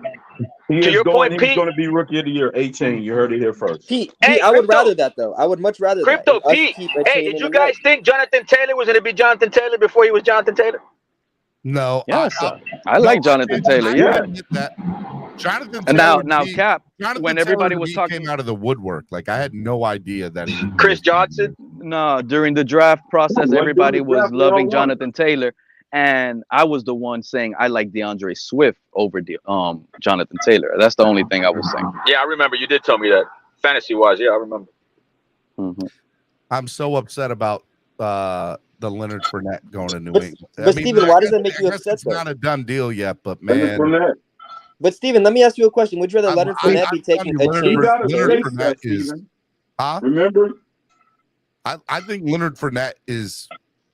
Oh my God! I'll be honest. If we that's don't perfect. So Steven, so you want Fournette taking perfect for New England though? Carries this year. That's perfect. I think that's perfect for us. Fournette is not scared. That guy's slow. I said 2 weeks ago. I said I love Dalvin Cook, and he would make our team better. But if you're asking me in this offense right now, who would be a better complement? It would be Leonard Fournette because he's what we don't currently have on the roster. We have speed. We have people that can come out of the backfield and catch. What we don't have. We need power. What I believe we don't have is a running back that on fourth and short, we can hand the ball off to. Man, you guys sound like me. I like it. That's no, man. I think we have that. So you guys are fine. You guys are fine giving Fournette. Do we have the power though? Do we have the power? So time out, True Talk. We don't know what Devon A-Chain's going to be yet, which is my biggest issue, right? No. When you said short yardage, isn't that Jeff Wilson's role? He has a good point. So hold on. No, it's not a point.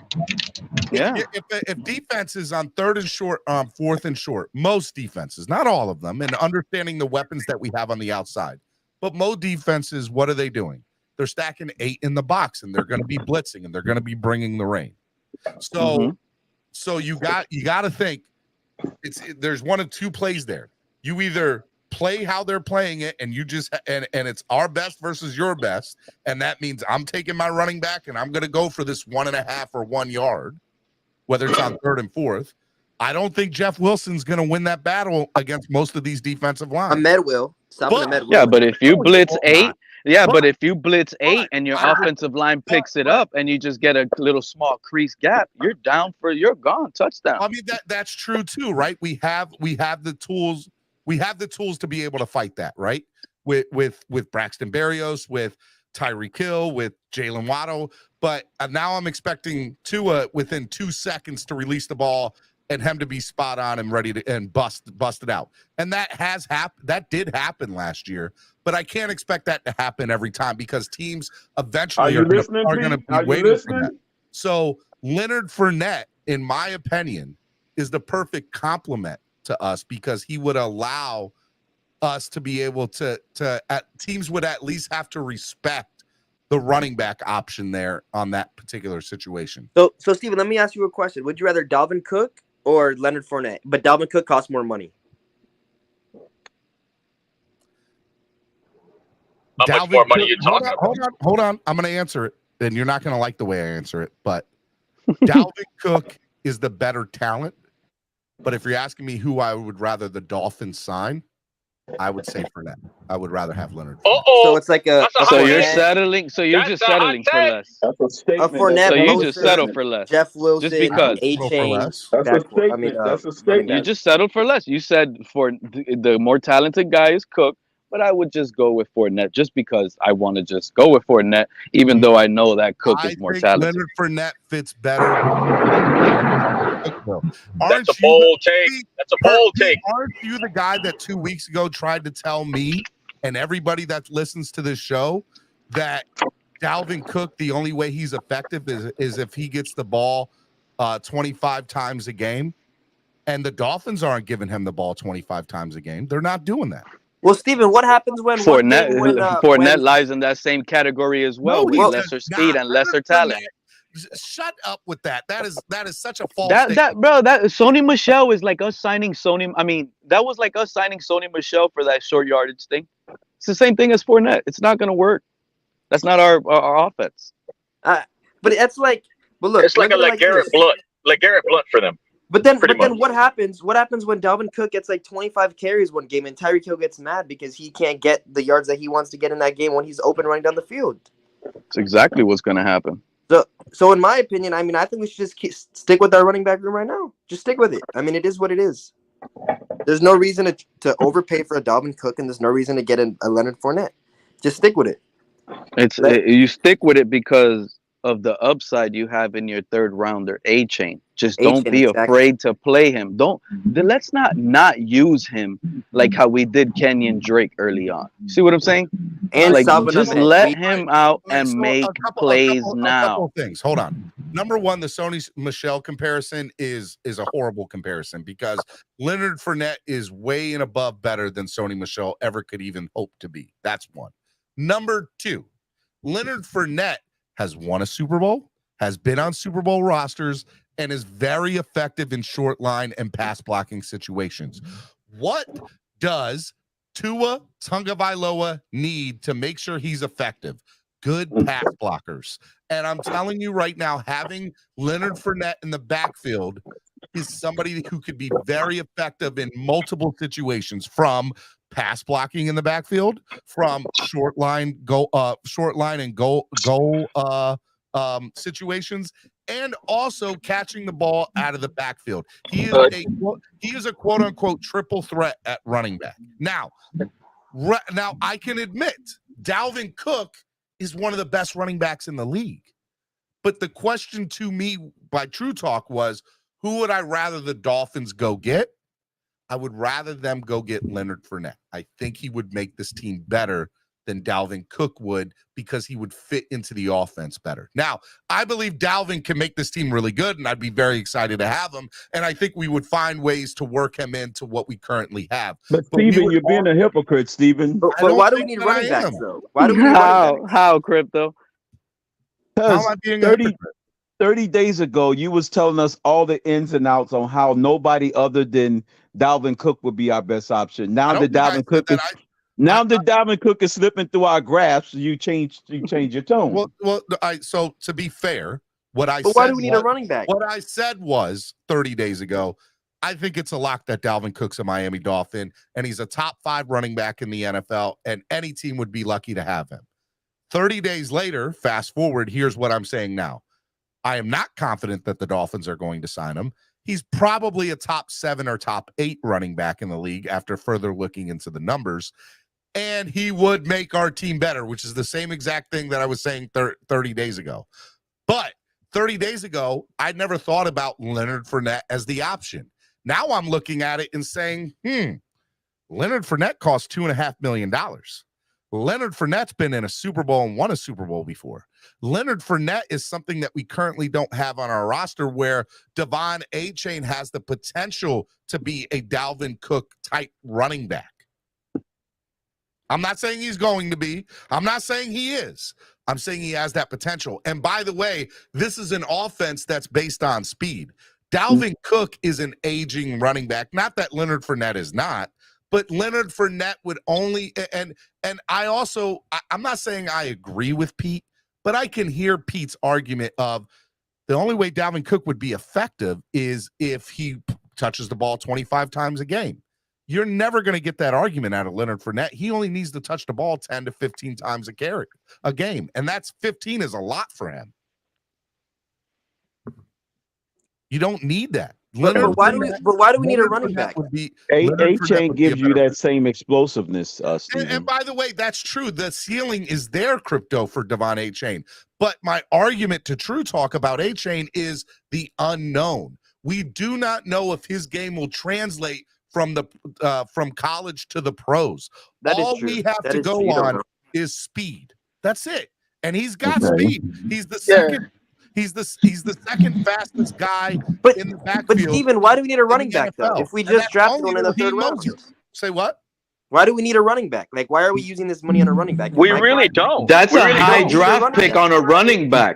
Running backs get picked in the 2nd and 3rd round. Those are guys that need to come in and contribute. Hey, True Talk, as much as I want a running back, and I've been clamoring for a bell cow, I mean, I'm content with what we have right now after the draft that we have. And Greer never gets running backs. You get what I mean? So we're wasting time here waiting for Dalvin Cook. True Talk, to answer your question, that's a totally different argument. If the question was posed to me, hey, Steven, what do you think the Dolphins' priority should be on July 19th as far as free agents are concerned? My priority would always and 100% and unequivocally be offensive line. Go get Dalton Risner. Go get DJ Fluker. Let them into camp. And that's what I would want. I would definitely rather O-line. I love Greer. I'm a huge Greer guy. I am pro Greer. But that is not Greer's MO. And Greer is from what it sounds like, he's happy with what he currently has in the building. But what's the difference? Greer's MO, hold on, True Talk. Greer's MO, and I hope he hears me, needs to change. And this is why me and Mr. Negative's conversation not too long ago was awesome, because, bro, the problem with our team right now, we need to start getting contribution and a lot of snaps from our 2nd, 3rd, 4th rounders and develop them into players that we're having trouble paying. You see what I'm saying? Like, that's where we need to stand at when it comes to this. Until we don't fix that department and we keep having to overpay for the Bradley Chubbs of the world and never find a receiver and have to trade everything for a Tyreek Hill just to get receiver things, we need to change that. And until that doesn't change, we're not going to be that organization that can depend on talent being developed. Hold on. I want to answer that. Wayne, we tried to trade for Cook pre-draft before we got Achane. That's when we tried to trade for Dalvin. That's negative. The big O debunked that theory, and he has proof, and he has people in the building saying they never even attempted to trade. That's false. Give me the name. Give me the name, and it's not Barry Jackson. Barry Jackson doesn't know. Fine, Cap. If that's what you want to believe, I believe that the Dolphins, at minimum, had trade discussions about what it would take to get Dalvin Cook. With who?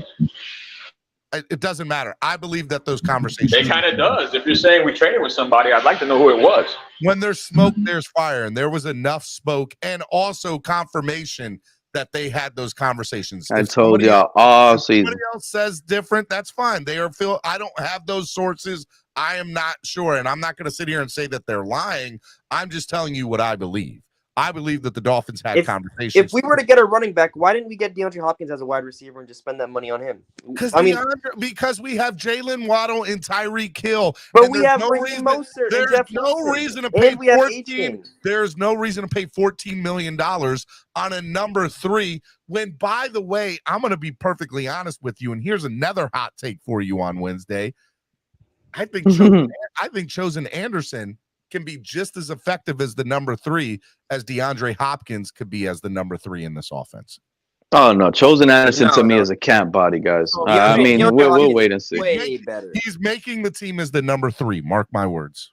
Braxton Berrios is number 3. No, Braxton Berrios is going to be here as the number 4. And by the way, we're not even talking about. And by the way, you guys are leaving out Cedric Wilson, and I keep telling you guys, Cedric Wilson is number 3. You read my mind. I'm telling you guys, just like I've been telling all of you guys on this panel, we're not gonna get Dalvin Cook. If they don't trade him, they have to play him, bro. He's too much of a I forgot about Cedric Wilson. Is He'll be number 3. Cedric Wilson is number 3. I agree with that, but I don't believe he's going to be here week 1.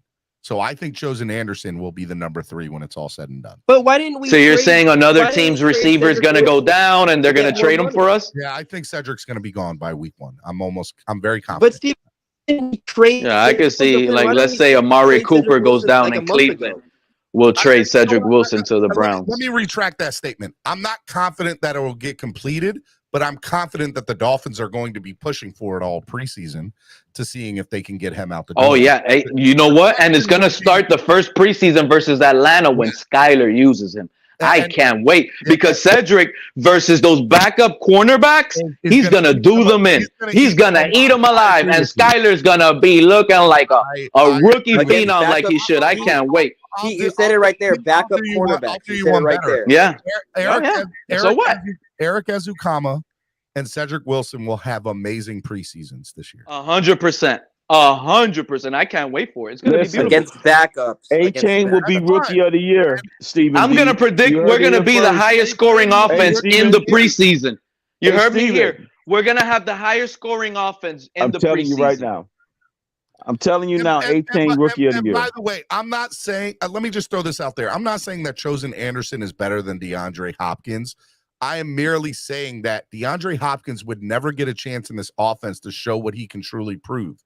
So why go spend $14 million on a player when I can spend the money that I'm spending on Chosen Anderson, which is what, a couple million, who's going to show me the same exact thing with the opportunities that he has. So in my opinion, there's no, like, DeAndre Hopkins, the $14 million for a number 3 is stupid. Just stupid.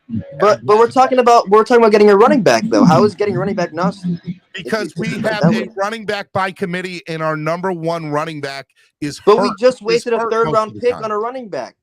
Huh? We just wasted a 3rd round pick on a running back to get him on a small deal. I didn't say that we wasted. I said there's an unknown with Devon A-Chain. Listen to my words, True Talk. I get you unknown. Yes.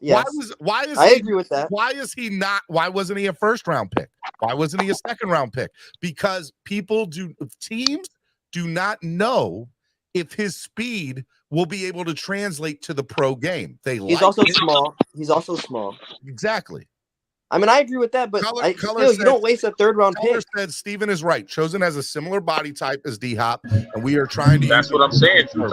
As long as the number 3 long arm wide receiver discount D-Hop, I agree. He is the generic version of DeAndre Hopkins. But I just feel like you don't waste a 3rd round pick on a guy, and then you're going to go in there and sign Dalvin Cook. Real quick, hey, showing interest and trading are 2 completely different things, Wayne.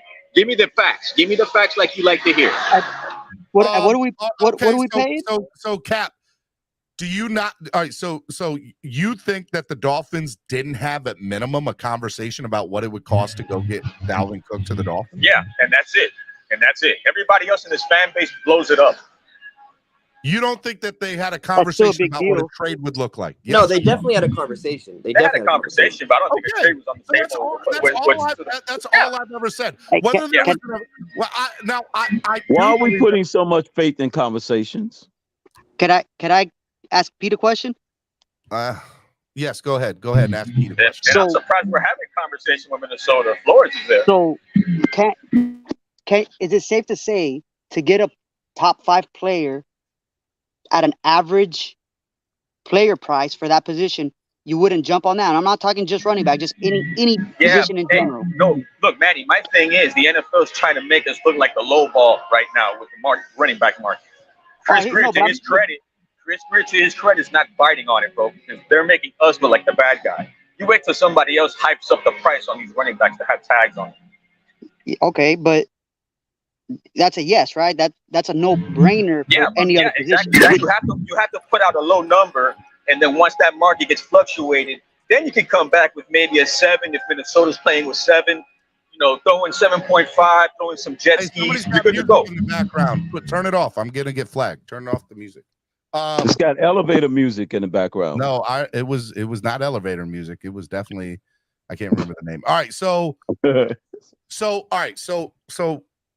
all right. Here's what I believe we've established so far this morning. At minimum, there's some of us that believe that running backs and what's being put out there is very skewed. And I actually believe that. The numbers are skewed because we're talking about 4 running backs to 1 kicker, right? The kicker to running back pay scale comparison. And we've established that if we took the top 32 kickers and the top 32 running backs minus taking away the top kicking and Justin Tucker's salary and the top 2 salaries of kickers are running backs, then it's around $6 to $6.5 million per year for a running back of the top 32.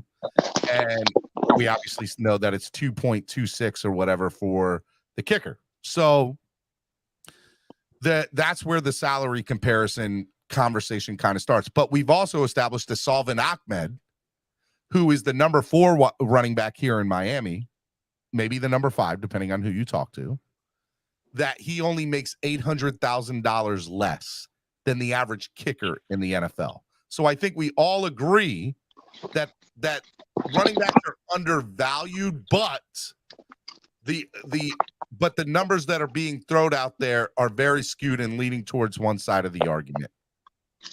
I think we can all agree with that. I think the other part of the conversation is as far as who's best for the Dolphins. Now we know that Leonard Fournette is in New England today trying out. There's a good chance that what's the contract number?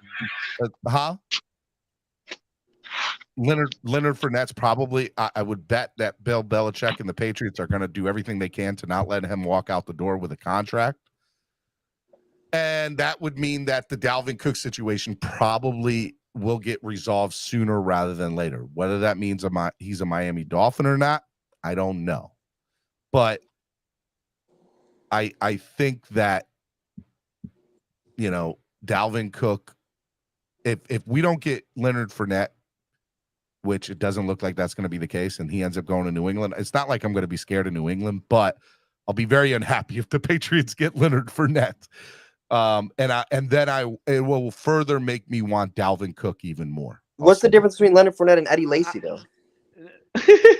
Hey, but check this out. They already have a running back that's going to start over Leonard Fournette. He's just a backup guy. He's not going to go over there and take that Ramondre Stevenson's role. That's not happening. Yeah, he's more like the 1-2 combination for him. Yeah, he's. That's what I'm saying. Like, I don't get it. I'm gonna say I don't think it's gonna help them at all. So he's I going think in there Leonard as a Fournette, 1 yard line body. So when they're at the 1 yard line, they just use his big body to get to the touchdown. Right. He's just a power back in short yard situation. Yeah, that's it. He might be able to break one because he caught 75 passes last year. He's an underrated. That wasn't a Tom. That's a Tom Brady over Mac Jones. And the rookie Rachaad White caught 50. You know what I'm saying? That's just Tom Brady offense. He was checking it down. I mean, he was, but he still broke a few for long passes, though. Like when he caught it short, he took it and took some to the house. But that's Tom Brady, though. He has Mac Jones now. Yeah, if Mac Jones can throw an outlet pass, bro, stop it. Who? I don't know. I don't know if he can. And then Fournette can take one to the house regardless of who's throwing Bailey the ball. Zappi. Bailey Zappi's a different story. If they get Bailey Zappi up in there. If he catch it, he could take it to the house. Bailey Zappi's a different story. If they get Bailey Zappi up in there and bench Mac Jones, then Ben Leonard Fournette's a good pick. Hey, is it safe to say Joe Mixon didn't help anybody? They don't need a quarterback for a running back to be effective. And I mean, in the way that you're talking about the catches and then taking it down the field, you do. No, you don't, because he was catching short passes. You just said he just dumping off and dinking and dunking as a 5-yard pass. I don't know if Mac Jones could find him. He's not a wide receiver, bro. He's not a freaking wide receiver. I don't know if I think Bailey Zappi could easily find him. I don't know if Mac Jones could check down and look at after the second read. In Mac Jones' rookie year, he had the only 50 burger. He led the league in 50 burger offenses. Stop it. I guess he's more than capable. I guess we'll have to see. But if Bailey Zappi's up in there. What's up, Walt Dog? I'm sorry for leaving you in the back, man. How you been? If Bailey Zappi's up in there, I'd be way more worried. What's up, y'all? What's up, man? What do you want to talk about today? No, I was just trying to join in the conversation and stuff, but I seen True Talk talking about Chosen Anderson. Is it going to be wide receiver 3? Like, this man was a number 1 option for 2 different teams. For the Jets, while Braxton Berrios was on the Jets. Yep. While he was on the Jets. That's a great point. That was young Berrios, by the way. We got to remember that's by default, though, Walt. Come on. What other person that was he was there? An undrafted pick, and he's getting 1,000 yards. What are you talking about? Yeah, that's 100%. That's a great point. Dog's fact. And he was in Carolina, too. What did he do? What did he do in Arizona last year? DJ Moore. What about Carolina? What did he do in Carolina? He didn't. What did he do in Arizona last year? Carolina's a dumpster fire I got your answer. Let me answer your question. DJ Moore was perfectly fine in Carolina. With other questions, what did he do in Arizona with DeAndre Hopkins there, with a disgruntled Kyler Murray, with a team that was in flux in the front between the front office? That's not helping your argument. We got Tyreek Hill requesting 2,000 yards. Exactly. We got Jalen Waddle. And by the way, when you said we got a ball dominant wide receiver in Tyreek Hill and Waddle. Chosen Anderson said this is the first time Chosen Anderson will be on a team where I'm not saying, look, DeAndre Hopkins is 10 times better than him. I'll give you that, right? Yeah, he's a Hall of Fame. This will be the first time that he's on a team where he's not going to be expected to be a huge part of the offense. He's going to be here as a complementary piece, as the hors d'oeuvre on the side of a dish. He will be here as just an opportunity to help what's already in place to be good. That's it. He's not going to be asked to have the ball 15 times a game. He's not going to be asked to be the offensive weapons.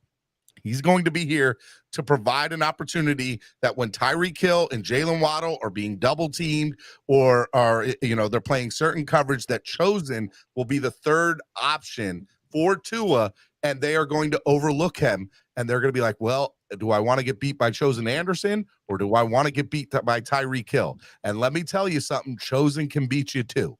So I'm not worried. I'm not worried about it. Like, I'm happy that Chosen's going to be the third. Yeah, but he's not going to be the third option, dude. He's not beating out Cedric Wilson. Cedric and you know what? And you know what? Braxton Berrios is going to produce more catches, yards, and touchdowns, way more than Robbie Berrios. I agree. Braxton Berrios is a return man. Chosen Anderson won't be in the team. And you know what? There's a chance when it comes to top 53. Return man. You know, when there's a chance, I actually would rather. Let me know. Number 3 at the end of the day. I would bet that when it comes to 53, if the situation comes to hand, they'll give them and they're looking at 2 guys, and the 2 guys they're looking at is Eric Ikuzama and Chosen Anderson. They're gonna sit here and pick Eric Ikuzama easily, bro. Easily. No. Over Eric. No, he would not. Okay, well, let's do this. Hold on. Eric let's do this. I did like a younger Chosen Anderson. Let's do this experiment real quick, right? Let's choose our 5 wide receivers that we think would make the team. All right, here we go. I'll go first, and then y'all can go. It's going to be Tyreek, Jalen Waddle, Chosen Anderson. I don't believe Cedric will be here, so I'm not going to put him in the conversation, although he would be the number 3 if he was here, but I'm not going to throw him in there. So Chosen is number 3. Berrios is 4 and River Craycraft is 5. So Ezukama doesn't make the team?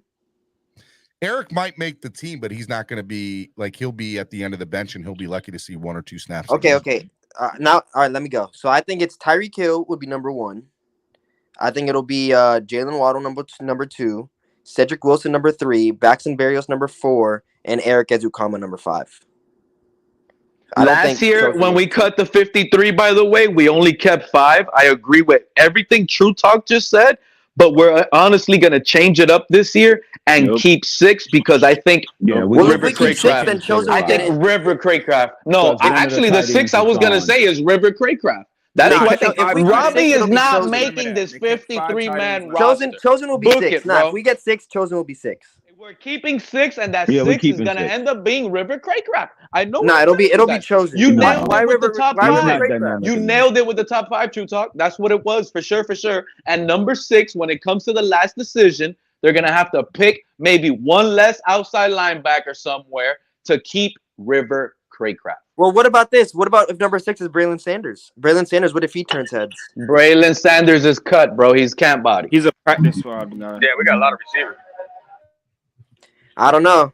I think if we do keep 6, I think Chosen will be 6. I don't think River will make it. River's not making it. 6? Did you say 6? Yeah, if we keep 6, will be he's a street free agent. He's a street free agent. You call him up when a buy. The only way River makes a team is because of his San Francisco ties. I put in the chat. Yeah, I put in the chat. Now that's why Q&A. I've never done a He's Q&A. making it because of his ties. Hold on, I've never done Hold on, guys. Put it on the poll, Steven. Hold on. I've never done a Q&A in the chat on YouTube here, but I did. Who will be the number 3 this year for the Miami Dolphins, wide receiver this year for the Miami Dolphins? So go ahead and put your answers in there. And I'd love to see how this kind of works. I'm going to try this. It's questions, answers to the viewers. The only two guys I could think of, honestly, to be honest, Berrios or Wilson. That's it. Nah, Chosen has a chance to be number 3. I would say he has a chance. I don't think he'll be number 3, but I think he has a chance. I think. Did you guys see this? Did you guys see this stat? It said Wayne D says Chosen. It said I think Chosen says Braxton Berrios. It says 29 deep targets Chosen Anderson has Omar seen in the last Chosen. 2 years. Only 5 have been deemed catchable. He caught all 5.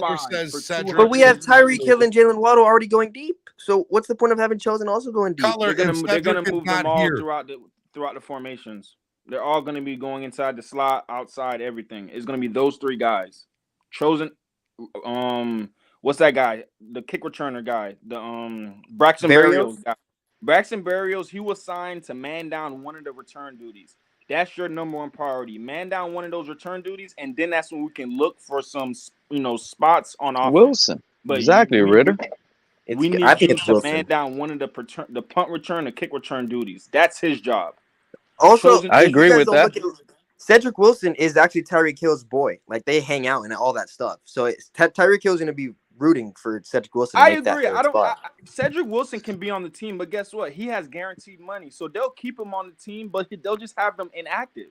They don't want him suffering any injury, so it lingers on to next season where they have to pay him that guaranteed money. Whoa! What? Hold on. Let me say something about that. Cedric Wilson is going to get the most playing time of any Miami Dolphin in the preseason.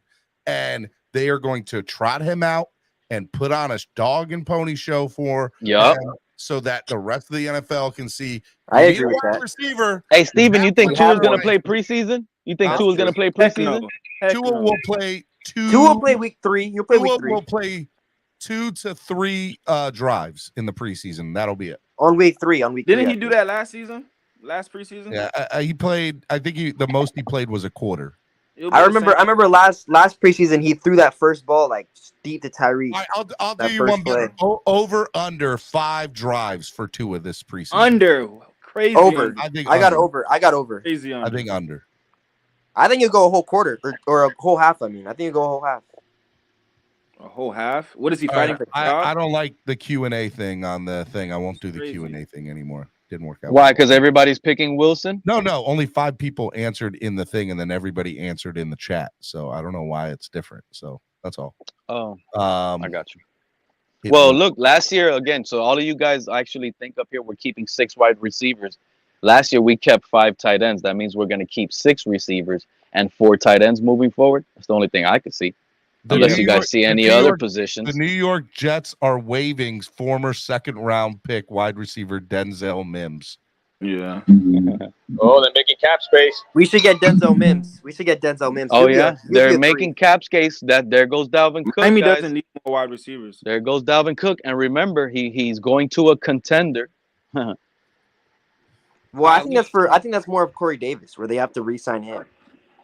Corey Davis, he's not a part of that team's future. They're still going to sign him. Oh, you said that, Walt Dog? I literally went on a jet panel on Twitter this morning.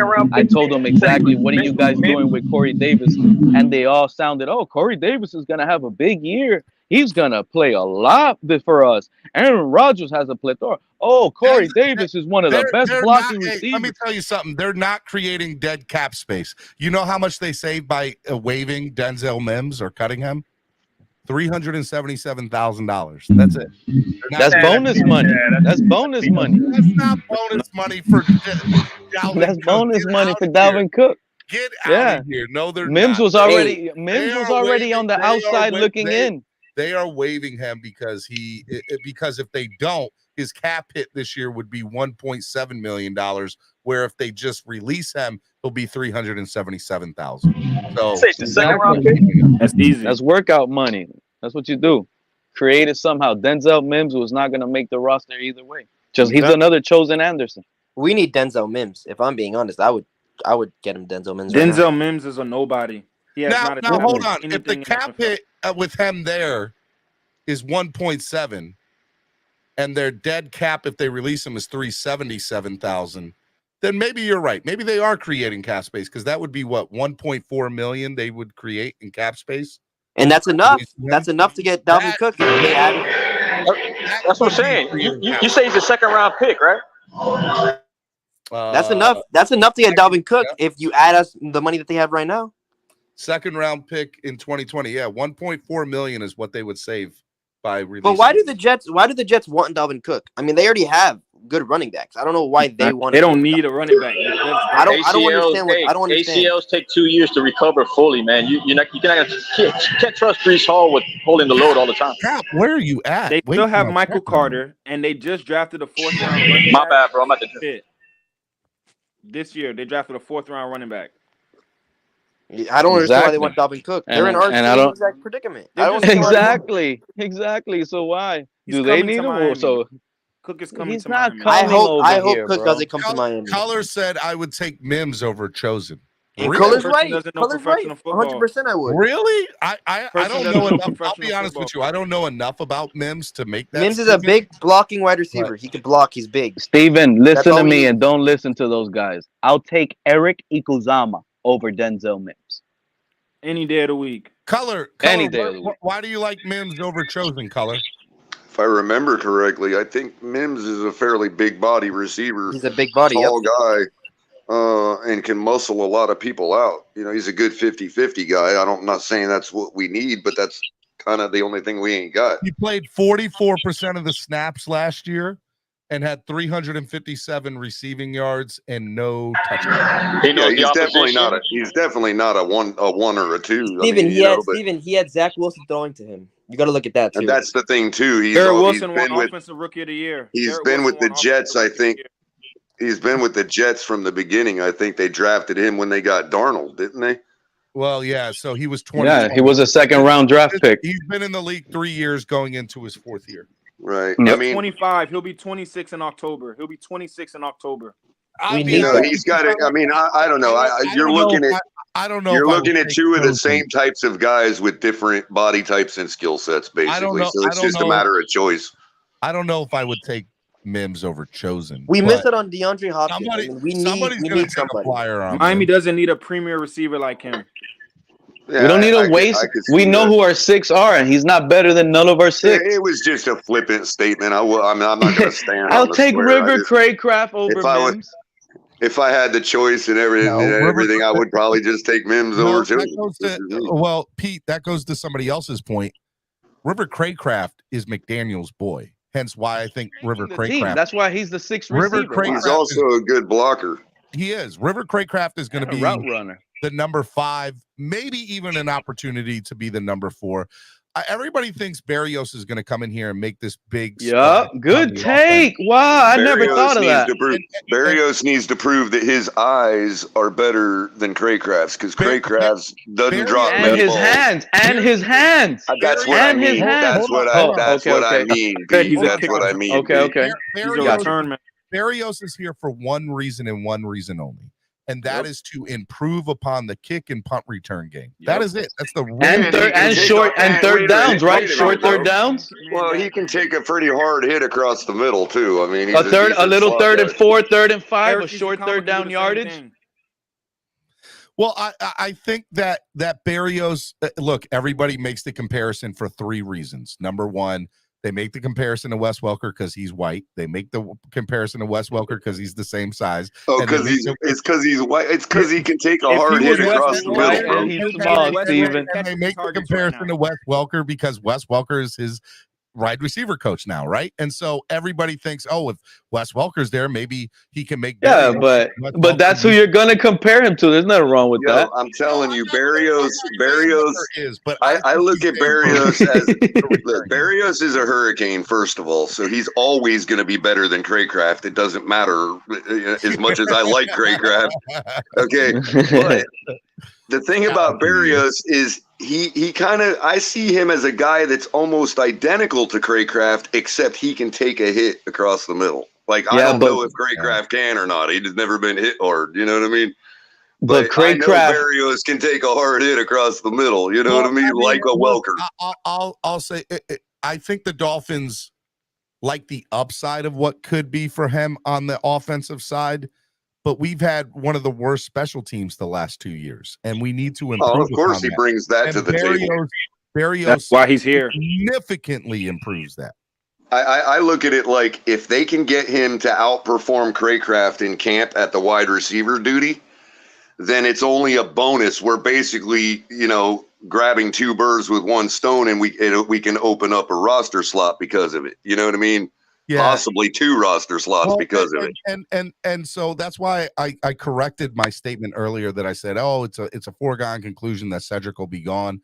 No, I don't know if it's a foregone conclusion, but I will say it's a foregone conclusion that the Dolphins are going to do everything in their power to try to trade him. Yep. He's a $7 million cap saving if you trade him. Yep. He's not needed in this offense. He's dead weight. No He's room for him. And another thing too, we're forgetting that we hadn't considered. That is not true, bro. Cam you guys Smith are calling him dead weight, and Color just sat up here and told you guys why he would bring Mims in. We don't have Mims. Who is our guy that's going to catch those big body possession catches when you need him? It's going to be Cedric Wilson. I can answer though. The alternative is a guy with freakishly long arms like Robbie Anderson. You guys don't like Durham strong Smythe? Arms. He doesn't have those strong arms. We got Durham Smythe, but they don't trust him in the out. He has to block. Well, hold on, Cap. The Durham Smythe situation is a totally different conversation. Because here's my biggest problem with the tight end thing, right? If we wanted a tight end that can block and also jump up for balls, right? Why are we trying to convert a wide receiver to a tight end? Wouldn't I rather have somebody who's natural? That's a great point. I would rather have somebody whose natural position is tight end. Now, I'm not saying I don't believe in McDaniel. I'm not saying that I don't believe in them, him trying to make bro. The only reason why a wide receiver, I'm going to tell you right now, there is nothing that a tight end does as a receiver that a wide receiver can't handle. The only reason wide receivers aren't tight ends is because they can't block. They're not big. Well, if this guy can block, this guy can block even a little more decent than all our existing tight ends, now you've got a tight end that can run a wide receiver route tree from anywhere along the line of scrimmage, bro. That's got to be powerful for strategizing and game plan. It is and it isn't, right? And here's why I question it. I'm not saying you're wrong, Color. I question it because, look, Gesicki was a horrible blocker. I think we can all agree to that. But he was also a horrible route runner if you're talking about the designation of wide receiver, which he wanted to be. I don't want to say yes or no. All I know is when he stood up and he wasn't having a hand on the ground and he was in an offense that allowed him to be standing up, he was very effective and could be one of the best tight ends in the league. Effective, but he's not a wide. He's not a wide receiver. He's not a tight end either. And what I'm saying is, it's a lot easier for a wide receiver that's got the body type close to a tight end. It's easier for that wide receiver to adopt and assimilate the tight end tree than it is for a tight end like Gesicki to assimilate the wide receiver tree. But your point, but to your point, most wide receivers, I'm not saying all, most wide receivers are not good blockers. So why are we trying to take one? Because if this guy is big enough and he can do it, like let's say if he's got he's got some good skills as a blocking wide receiver. Now that's different type of blocking, obviously. Correct. But let's say he's excels so much, maybe he turned their eye so much in that skill as a receiver that they're like, well, if we can just get him to assimilate the blocking skill of a tight end as well, or even sufficient enough. Now you're talking about, look, I'm thinking about what McDaniels is thinking in the secondary when he's drawing up a play. What can I have my players do? What do my players have the ability and the agility to run? And where do they have the ability and agility to put themselves on the field? And I'm just thinking at a guy like Higgins, if he can get all the other stuff that makes a tight end, if he can assimilate that, then that can be very, very deadly, man. Okay. So that's another guy I think is going to turn it up in preseason. Your statement and your statement in your theory. I mean, that's just my theory as to why we're doing what we're doing with it. Hold on, let me cook. I'm not saying it's a good idea or a bad idea. I'm just saying this is what we're doing. Your thought process on how it should be executed is correct. But history shows that most times it doesn't work out that way. You go look at some of the most successful tight ends in the NFL. And there's two things that a lot of them have in common. Not all of them, a lot of them. They played basketball. They played basketball at a high level. Right. A lot of them, right? Which means they know how to post up. They know how.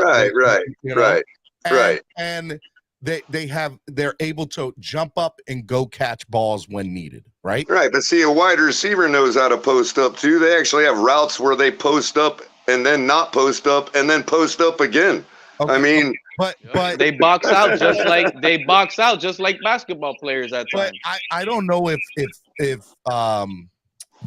what is his name? Isaiah.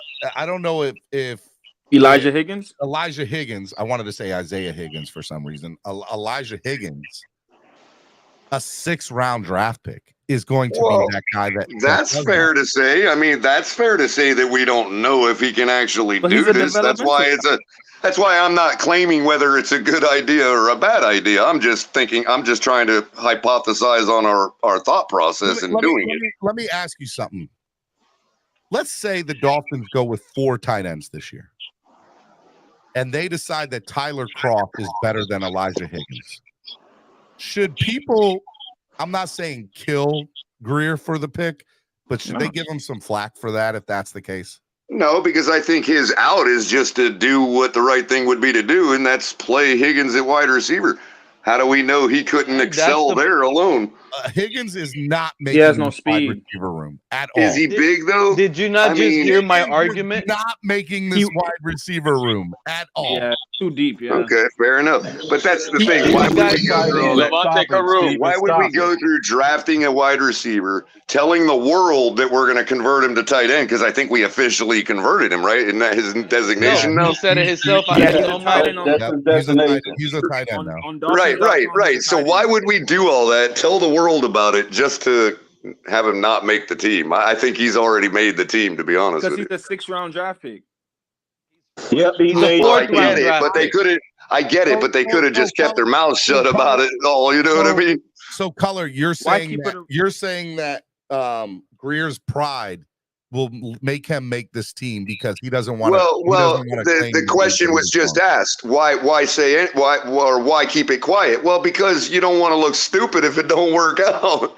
How is it stupid? He's a 6th-round draft pick. He's a developmental guy. Well, fair enough.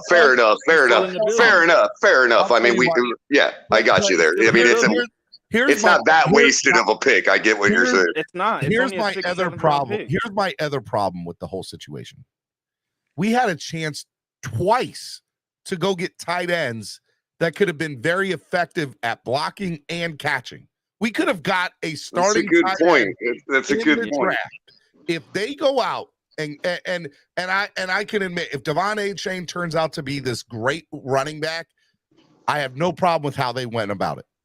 And here's the thing: even in the 3rd round, they could have got him. And in the 3rd round, we got Cam Smith, right?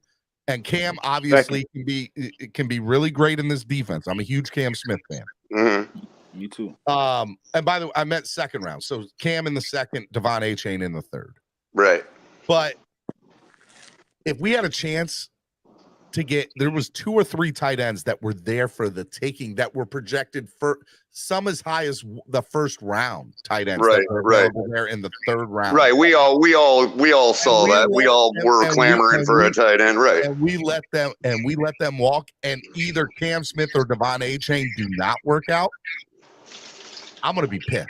I'm gonna be well, Stephen, here's the thing, Georgia, right? But it all goes back to the argument that was been raging for a week and a half about Durham Smythe.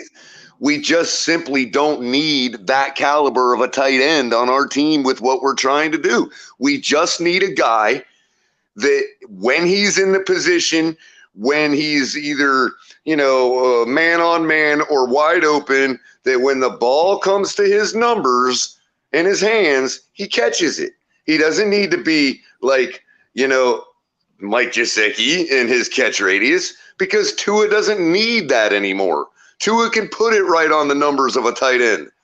You know what I mean? So all we need is a tight end that can catch and a tight end that can block. He doesn't have to be like Gonzalez. You know what I mean? Color, that's all the more reason that I would want Leonard Fournette over Dalvin Cook, because Leonard Fournette in the backfield could help. You're spot on with that, and I made the same point. I've been making the same point with you for weeks. You know what I mean? Yeah. Because it's the more cost efficient move. Yep. If we're talking about converting our offense back to a traditional pro set where we're running the ball to open up the pass and all that, and like Minnesota runs, let's say, then yeah. If we're talking about converting back to a system where we're handing the ball off 20 plus times a game, then yeah, Dalvin Cook is the move. But we're not doing that. None of our running backs get that kind of volume. We get that kind of volume through 2 or 3 running backs. And the fact of it is, anybody that we're bringing in is only going to get, even if he's the best running back in the room, so he gets 17 carries. No, we don't need Dalvin Cook or Leonard Fournette to do that right now. We're getting the yardage on those 17 a game, even though it's the lowest in the league. I think that's by design. Now, Ennis made a good point that, okay, let's at least bring ourselves back up to the top, between 10 and 20 somewhere. That makes sense, of course. But you still don't need 25 carries a game to do that. And when you're talking about what do we specifically need? I've said it. I've been preaching it for 2 weeks. Give me just a second and I'm landing, Todd. Our biggest issue on offense, when you really look at the macro, okay, we get all this yardage. We're putting up more yardage than most teams in the league, probably than all. I'd have to, you know what I mean? Like 6th ranked offense, blah, blah, blah. Got all this yardage. We got Tyreek, with most yard or 2nd most yardage in the league, whatever. But yet, when you look at our scoring, that's where Tyreek and Waddle drop down the ranking lists. We're not getting the touchdowns. We're not cashing in for all the yardage we're getting. We're getting way too much yardage for how little scoring we're getting. And that is our issue on offense. Whatever the reason it happens, whether we shoot ourselves in the foot with penalties past the 30-yard line, or whether we don't convert in the red zone, because actually we do have a pretty decent red zone percentage, you know what I mean? Mm-hmm. But it just seems like we're just not – when you look at our yardage you have to say that we're not cashing in enough. And that is the issue. So what type of player? No touchdown. Inside the 30, inside the 25, inside the 15, inside the 10, what type of running back helps you cash in that yardage for points more? Dalvin Cook for however many millions he wants, or Leonard Fournette for $4 million. And I say Leonard Fournette, based on his statistics, career performance, Leonard everything. Fournette will not even cost you $4 million. I think he'll only cost 2.5 to 3. I'm just throwing a number out there. My point is that it's way more cost efficient because of what we happen to be in need of. Now, does Dalvin Cook also give us a better chance to score, to cash in our yardage? Absolutely. I'm not saying he won't. He probably might even give us a better chance. But is that better chance? Is it that much better a chance that it's worth $8 million more dollars? And I don't think so. Well, I just you don't mean think so. Hey, Color. So you're projecting Cook to be 12 million, Color? No, I'm saying that I said 8 million more. I'd say 10 million. He obviously, maybe even if it's 8. My point is, whatever it is more than we would pay Leonard Fournette, is that worth the amount of percentage more that Dalvin Cook increases his WAR, basically? Hey, real his quick. wins above replacement. Joe Shad. 2 million? It's worth it. Hold on. Joe Shad said Tua Tagovailoa had high praise for Dolphins rookie running back Devon Achane. He said Devon Achane has been very impressive throughout the first OTAs that we had. I think when you look at the practices that we've had, he's shown some pretty great burst of speed. His hands, understanding the plays, he's done a really good job with that. I think that. How can that not be a signal? I think that the Dolphins are very content. That's with it, Color. Going into that means that Dalvin Cook is not going to be a Dolphin. The Dalvin Cook telling y'all for how long? Dalvin Cook will not be a Dolphin at Dalvin Cook's number. If Dalvin Cook wants to be a Dolphin, it'll be exactly right. Stephen, you got to listen to QB1. Hey, Stephen, you got to listen to QB1. The reason we're willing to let Fournette. Well, and we're letting Fournette talk to the Patriots without doing anything about it. Well, that's because the Patriots see the same thing I do, and they're in the same need. Hey, the Jets and the Patriots don't have Devon Achane. The New York Jets have called They got Cowboys. Stevenson. The New York Jets have called the and we're a different team. They're a smash mouth offense. We're a speed team. On Pete. Let Steven go. The New York Jets have called the Dallas Cowboys about trading wide receiver Denzel Mims to them. The asking price is a 7th round pick. Now, my question to you is, would the Dallas Cowboys rather have Cedric Wilson or Denzel Mims? I don't think they want Wilson at his price. Good question. Denzel Mims by far. They'd rather have Mostert. They're telling you right now what they going back to what you said before I came on, I think Frank Smith is being stubborn right now. That's why he's drafting these receivers or getting them undrafted. Remember what he did with the 6th round wide receiver in Darren Waller. I think he's looking for his next Waller. All right. I could see that. I didn't realize Waller was a 6th round wide receiver that he turned into the tight end, Pro Bowl tight end. Elijah Higgins. And that's what I think he looks at when he sees Higgins. Now, that doesn't necessarily mean Higgins will be Waller. They are two different people. But I see what you're saying. A project like that. Right. That's interesting about Dallas, though, because honestly, I don't think Dallas necessarily wanted to give up Cedric, so maybe there is a point to be made that they would rather have him. But I'm telling you, they want a backup. They need a decent backup for Pollard, and they are after Mostert. I'll tell you right now, if Denzel Mims ends up going to Dallas, that does not work out well for the Dolphins because that's how much is Mims' contract? One team that we can unload Cedric Wilson on. And yes, maybe they do want Raheem Mostert, right? And if we can figure out a way to get Dalvin Cook at $4 million and get rid of Raheem Mostert, but we say the contingent is you have to take Cedric Wilson in order to get Raheem, Dallas would be willing to do it, I think. Because their fan base, I don't think their fan base really wanted to give up Cedric. It was because, look, Cedric and CeeDee Lamb Well, and when they were both on the team, they were kind of pretty much doing the same thing at the same clip. Hey, let me Fella, ask you people something. gotta Color. realize If the Dallas was the number Dolphins- one offense with them two on the team. If the Dolphins do trade Raheem Mostert and Cedric Wilkins in a package to Dallas, what could the Dolphins see back from that? Well, hold up. Here's the thing. What do you think Mostert would be by himself? Because all you have to do is lower to one round to take Cedric off our hands too. Well, but here's the thing: the Dallas thing about Mostert, they know is contingent upon whether we get Cook or not. We're not trading them Mostert if we don't get Cook. Right. But Well, I'm shout out saying, to say you get a 5th round pick for Mostert by himself to Dallas. You can drop it to a 6th round pick if you take Cedric not off happening, our hands fellas. too. Tua just told us what's the deal is. Shout out to Tua for letting us know that Dalvin Cook is not here.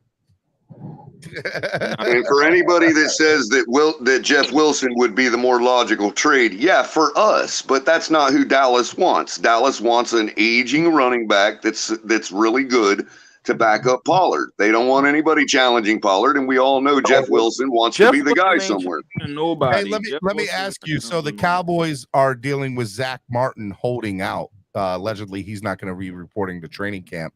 Is Zach Martin somebody that the Dolphins could make a trade for with Raheem Mostert and Cedric Wilson, maybe for Zach Wilson? Or Zach Martin? Zach Martin, not Zach Wilson. God forbid. Zach Martin just got a 99 rating, man. A 99 rating on Madden. That man will help anybody. He's a all-pro left guard. Could you imagine if the Dolphins traded Raheem Mostert, Cedric Wilson, and maybe a mid to late round draft pick for Zach Martin? I think they'd be testing the owner for drugs in Dallas. I mean, Jerry Jones will be the music. You get all Zach Martin is doing. Zach Martin is doing more. We could get Zach Martin and 2 first-round draft picks if we were to just give up Waddle. Martin is doing exactly what Xavier Howard did to us, guys. Man, Colin, restructured his contract not too long ago. Like now he wants more money. Hold on. I want to Color. I gotta ask the question because Remember, Cedric was brought in to be Tyreek. Remember, Cedric was brought in to be Tyreek before Tyreek got here. All right. That would be blockbuster. That would be a Jimmy Johnson, Herschel Walker, or John Gruden, Khalil Mack type of move. Yes. So Jalen Waddle going to Dallas and Dallas sending Zach Martin and 2 first-round draft picks back. Hell yeah, man! I'd do it in a heartbeat. Oh my God! Zach Martin and 2 first-round picks in a heartbeat, bro. I gotta be honest. Yeah. I think I would do it too. I think I would pull the trigger on that. Jalen Waddle's not worth that much. No, maybe he's not, but Dallas probably thinks he is. Is the point? Nobody would think. Look, you know how much heat I'm about to take for saying what I just said. You know that Dallas thinks he's worth that. You know what I mean? And by the way, we're not trading Waddle. Let me just throw that. Right. But you know what I mean, Steven. You know how much heat we're about to take, bro. You don't know that, Steven. You can't say we're not trading Waddle. I'm very confident that will never. I am confident that's not going to happen too. But that would be a blockbuster trade. That would be a blockbuster. Then y'all haven't been watching the NFL for too long. Tyreek said he's finishing out his contract and he's going to retire. Waddle will be went down the rabbit hole. No, Pete, you're wrong. I agree with you, Pete, that anything is absolutely possible. That is absolutely possible. I just don't think it's going to happen. Look. Nobody said that no time soon. Trade Waddle. We said, hey, look. And by the way, let's be honest. Was Laramie Tunsil worth the haul that we got for him? Probably. Heck yeah.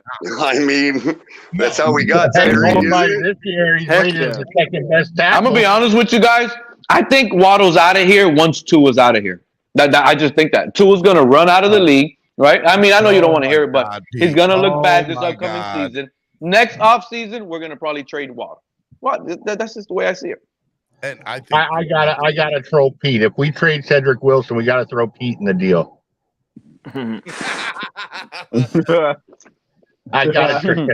That's invaluable to Dallas. I just hope I don't land on the team, Todd, that picks up Tua. Knowing my luck. I would like to trade him for a fan to be named later, please. Yep. No, you might get Mark from Bill's Mafia. Oh my God! Then God next next season will be the last season Jalen Waddle plays on his rookie contract. No, actually, look, this is the topic I did want to bring up when I first came up because this is what I was thinking about earlier today. Yeah, but this is a name. Your option. He will Hold hold on. out. This is a name nobody talks about, and I actually think he's one of the most talented players. Just he was probably put in the wrong scheme. This is it. Vic Fangio's gonna find a way to turn up Raekwon Davis. I think this guy is gonna have a monster season, and I'm actually predicting. And this might be bold, but I almost predict, and I honestly feel he will have more sacks than Wilkins. He might have 7 sacks this upcoming season. Hey, I whoever feel it. said Waddle will be holding out next year, we still have the 5th-year option on him. He was a first-round He pick. will not play on that 4th-year deal. And guess what? Yeah, he will. Not with the production. And guess what? He's gonna play hungry on a contract year. You gotta Davis is putting it all on the line. You got to remember, he can't hold out until he's into his 5th-year contract because you can't give him an extension until he's into the 5th-year season. But can't I they just want start to say, contract I just want to discussions say, after the timeout 3rd and year? bans are in full effect with some of these takes. Timeouts and bans are definitely in full effect with some of these takes today. Absolutely insane. Look,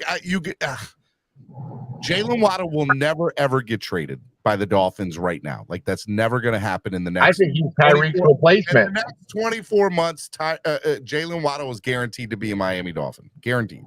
Now, I will tell you that I think the Dolphins need to consider some other moves before the start of the season that include, depending on who they can get through the door and depending on what's available out there for trade and maybe even some free agents, right? Like Dalvin Cook, Dalton Risner, I'd say Akeem Hicks. Those I would love to see those guys in the Dolphins uniform. I want to see another nose tackle. Yeah, backup nose tackle.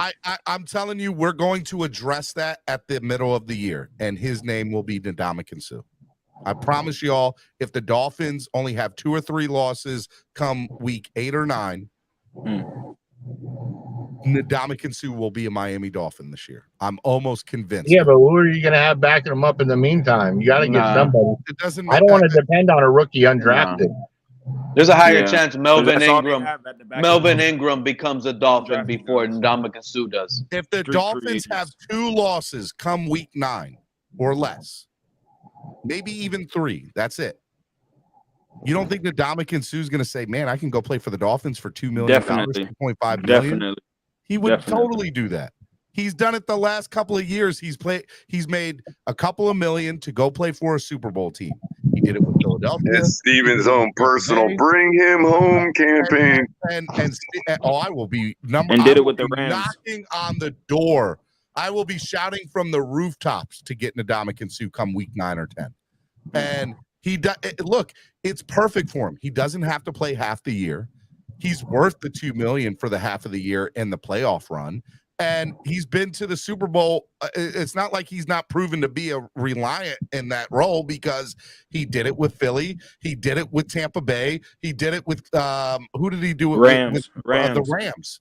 He did it for 3 teams. He's played 3 out of the last 4. And if he only plays after week 9, he ain't got to deal with the Miami Heat. You know what I mean? I'm telling y'all right now, if Miami is set up with no more than 3 losses come week 9 or 10, Ndamukong Suh will be a Miami Dolphin, and Stephen Ross will be a big part of that. Him and Stephen Ross are real close. Yeah, they are. Yeah, I know. He helped him out with it. He helped him big time with the business side.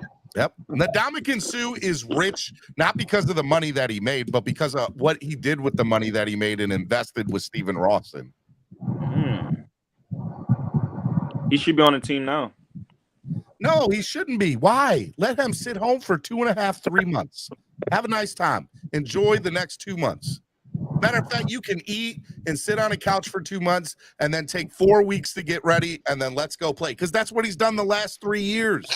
Ndamukong Suh is the reason why our players now have those big, comfortable couches in the meeting room. The seats. No, he did that. He bought all of those big seats, all of that for the office. For the whole team. Ndamukong Suh, I would love to see him come here in the halfway through the year. It would be a great. Is he a future Hall of Famer? Ndamukong Suh? I believe so. Nah, I think he's borderline, but I don't think he makes it all the way. I believe so because people, the way he beat up on double teams, I just think he's viewed as a dirty player, and they like all that good stuff. The only thing that will hold him back is all the trouble he got into on the field. I think that would be the only thing to hold him back because newspaper people who do the voting, they hold stuff against players that they shouldn't. And by the way, I want to be honest with y'all here. He played last year. He did with Philadelphia 8 games he did fairly good. He played. Do you realize that as big as this guy is, he didn't miss really any games in his entire career? 16 games. 16 he has games, longevity. 16 games, 16 games, 16 games, 16 games, 16 games, 16 games, 17 games, 8 games, and he played in every single one of those. He's a mercenary. The only games he missed, the only games I think he missed in his career were the ones he was suspended. Yep, I think you're right about that. 5 years with Detroit, 3 years with Miami, 3 years with Tampa, 1 year with the Rams, 1 year with Philly. And he won a Super Bowl with the Rams, and he won a Super Bowl with Tampa. And he went to a Super Bowl with Philly. That's a man about his business. I'm telling you. And didn't he lose a Super Bowl with the Rams as well in 2018 with Goff, right? Or no? Yeah. He might have. I don't know if he was with them. No. He only played 1 year with the Rams and won it that year. Yeah. But he did play in the Super Bowl with Tampa where they lose. Tampa went to 2 Super Bowls with Tom, right? Or one? No, just one? One. Okay, never mind.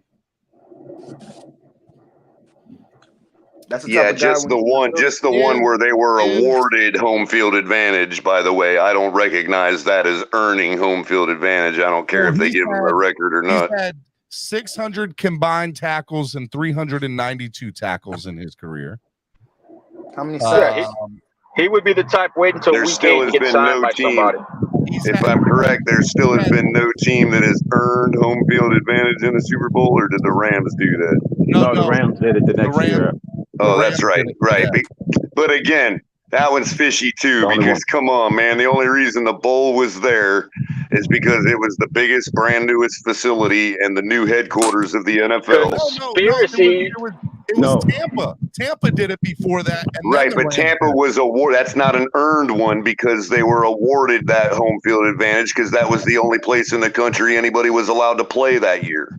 Hey, Bleacher Report just dropped every team's prediction on win record. What does this say about the Dolphins there, Todd? I can't go on it because I'm on the phone talking to you all. I just dropped on my top. Look it up, Steven. I am. Bleacher Report wins. Look up their top 10, bro. All right. Buffalo Bills. Over, under, 10.5. What do you guys say? And I'll tell you what Under. Report said. Under. 10.5. Over, under, guys. I want to hear from everybody. Far. I could see them get 11 wins. Over.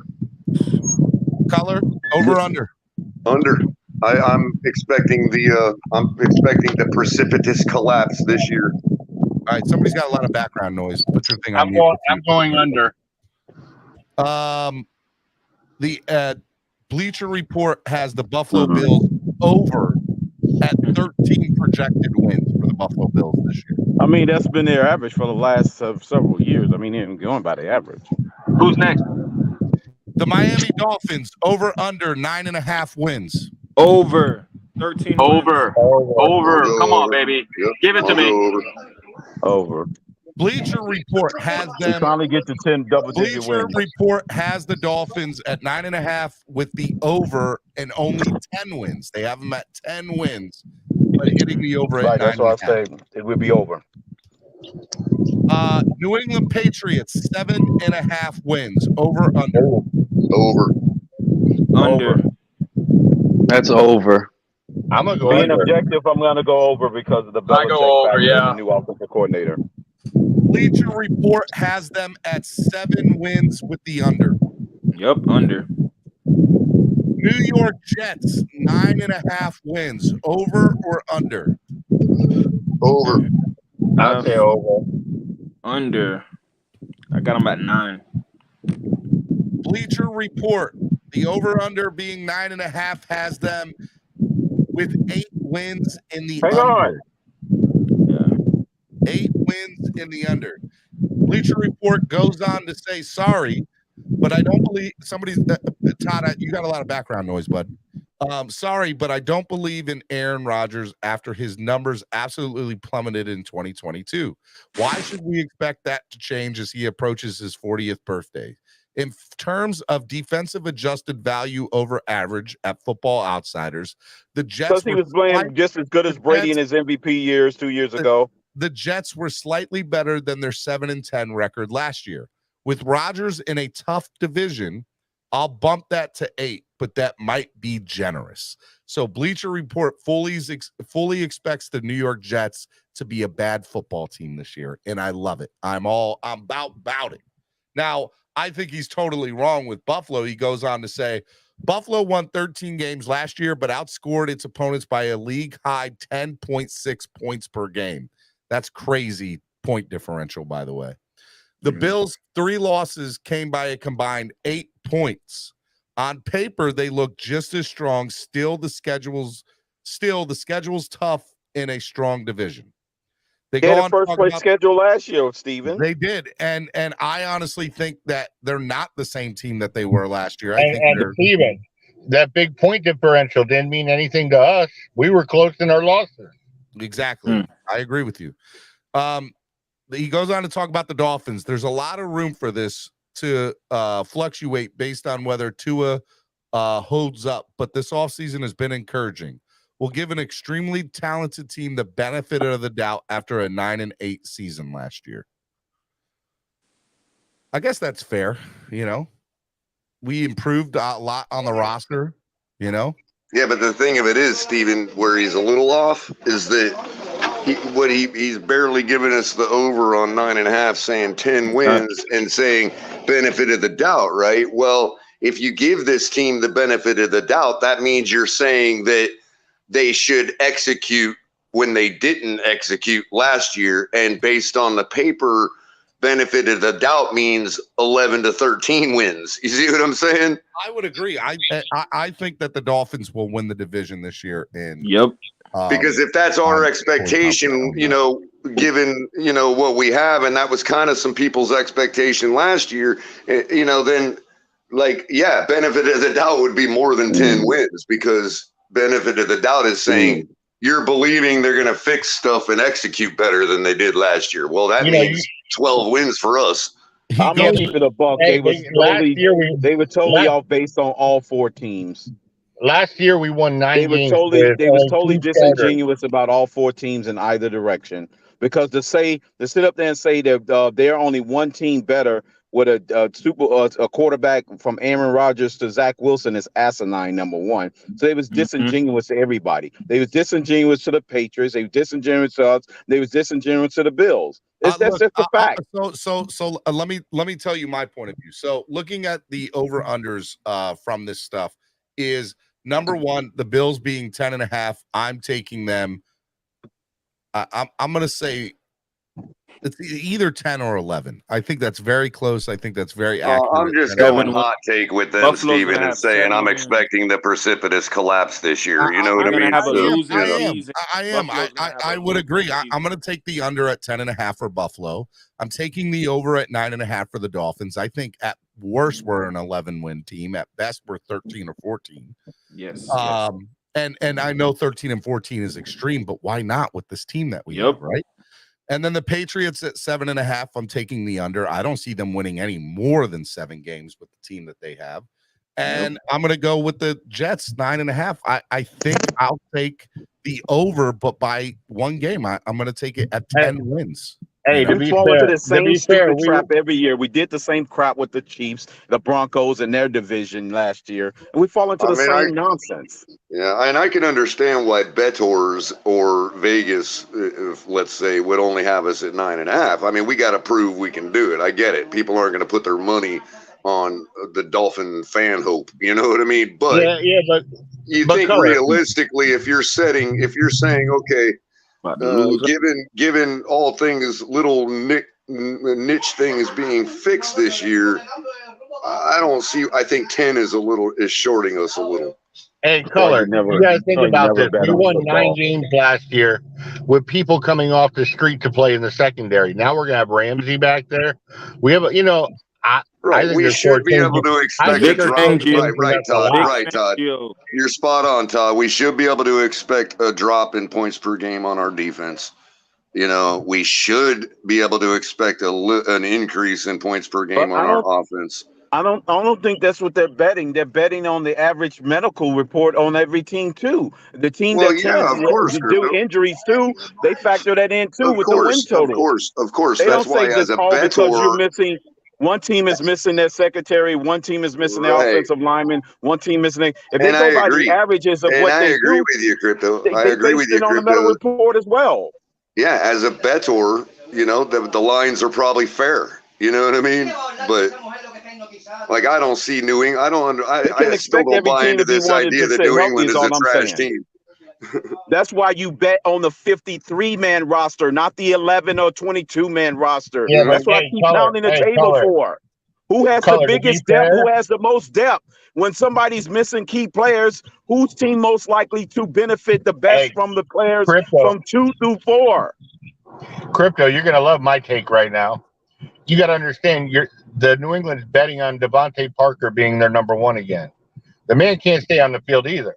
They're betting on Schuster being their number 1. Yeah, Juju's the Devontae Parker. I don't know why everybody's saying that Juju Smith-Schuster is going to be the number 1, and Juju's never been a good number 1 anywhere. It's never going to happen. Paid the most. Juju is in New England right now. In Kansas City. Juju went to New England. I'll tell you right now. That's why Gesicki's there. I'll tell you, Devontae Parker and or just Gesicki. Either one of them will have better stats than Juju Smith-Schuster this year. Yeah, but I can see a situation where Belichick is trying to utilize his quarterback and his offense the same way Andy Reid does. So, given they brought in Gesicki, and I'm not trying to compare him to Kelsey. I'm just saying Gesicki will have more touchdowns. And Juju Smith-Schuster Parker will have more yards. And Juju was Patrick Mahomes' number 1 producing receiver last year. Yeah, he was number 1 in Kansas City. But he was only the 21st ranked production receiver, like in production last year. He was 21st. Or Devontae Smith. Devontae Parker will have more yards than Juju Smith-Schuster. Right. He will have more touchdowns than Right, Stephen. I did the exercise on Travis Kelsey, and if he was designated a wide receiver, he would have finished 7th in production last year amongst wide receivers.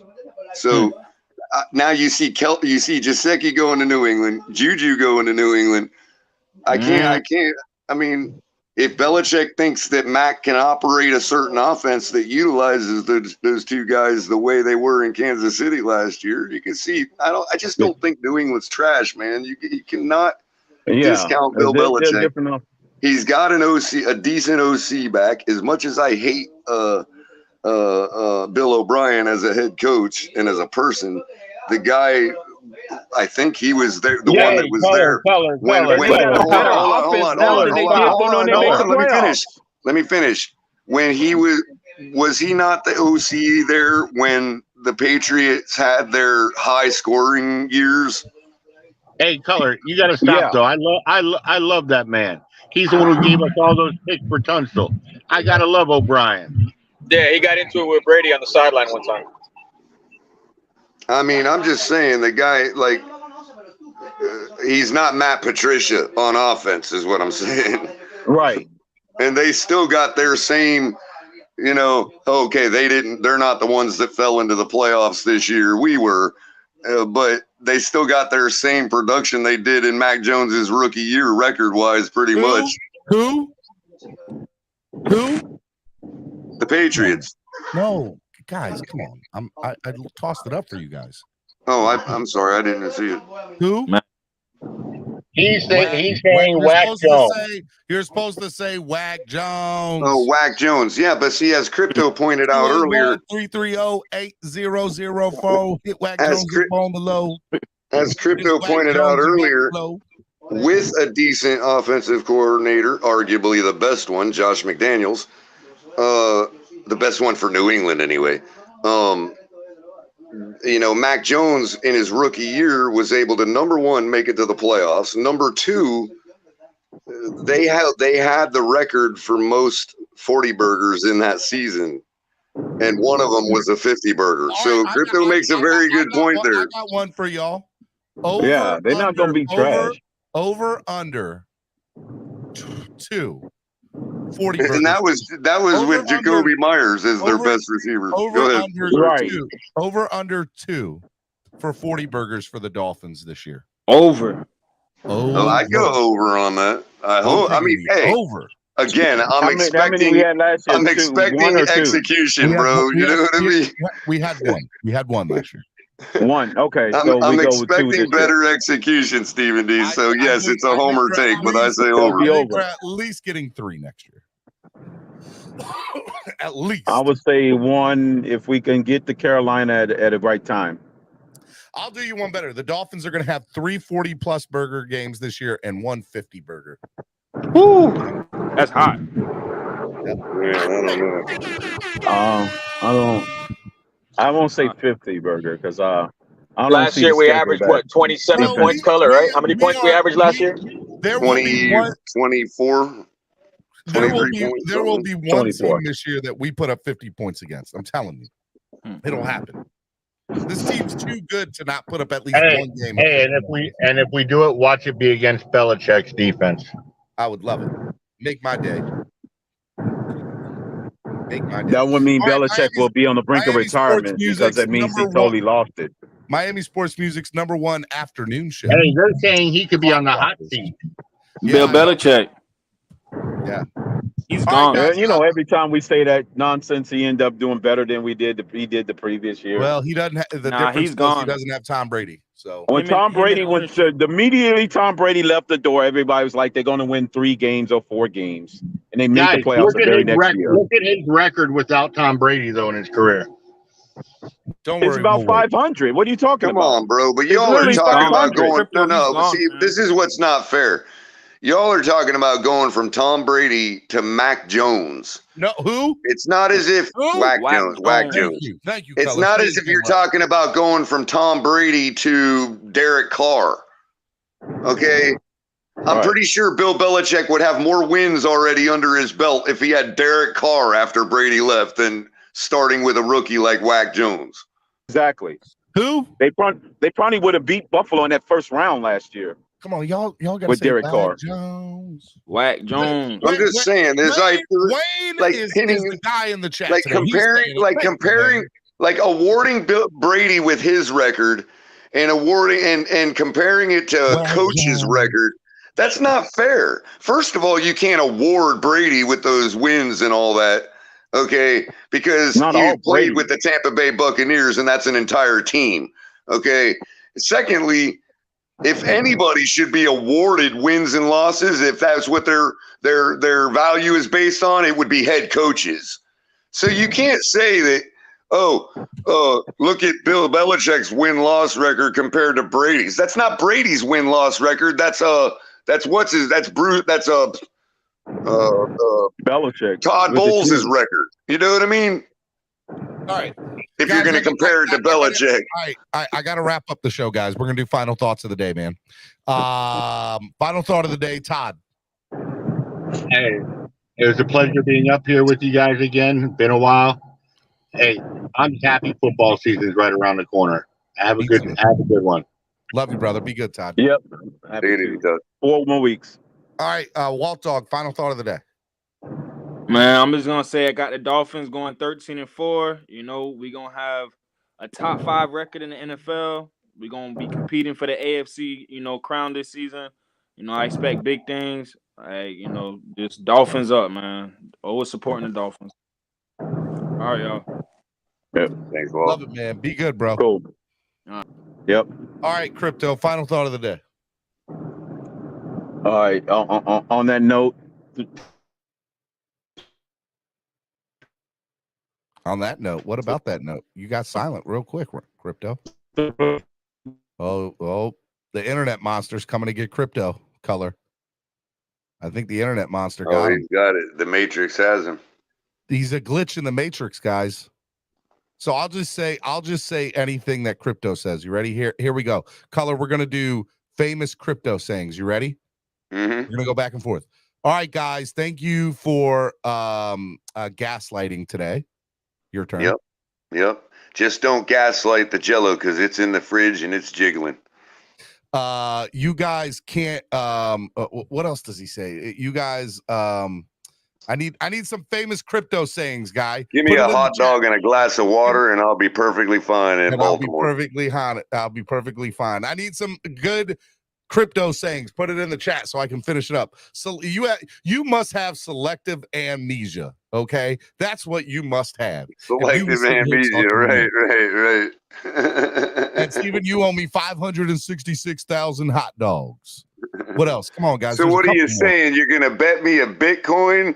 Is that what you're saying? You're gonna bet me a Bitcoin, Stephen D? That's not what I said. That might have been what Crypto said, but I ain't say that.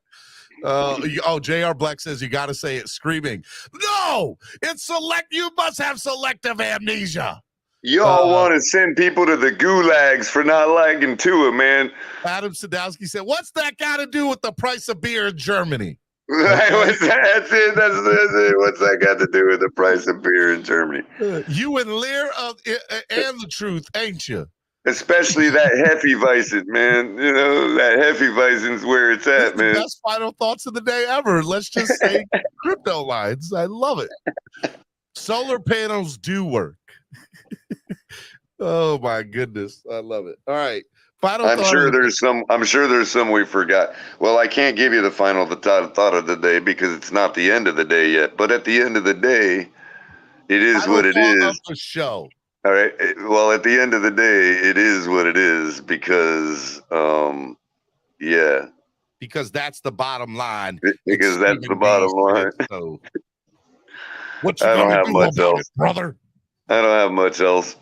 It's the dog days of summer. It's about the. We're almost done, man.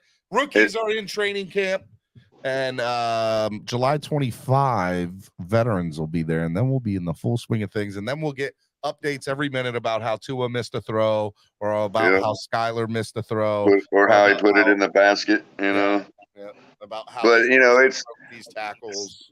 Somebody upstairs is about to dump buckets of water on top of us down here, so. It is what it is. Are you saying it's about to rain in Florida again? Oh yeah.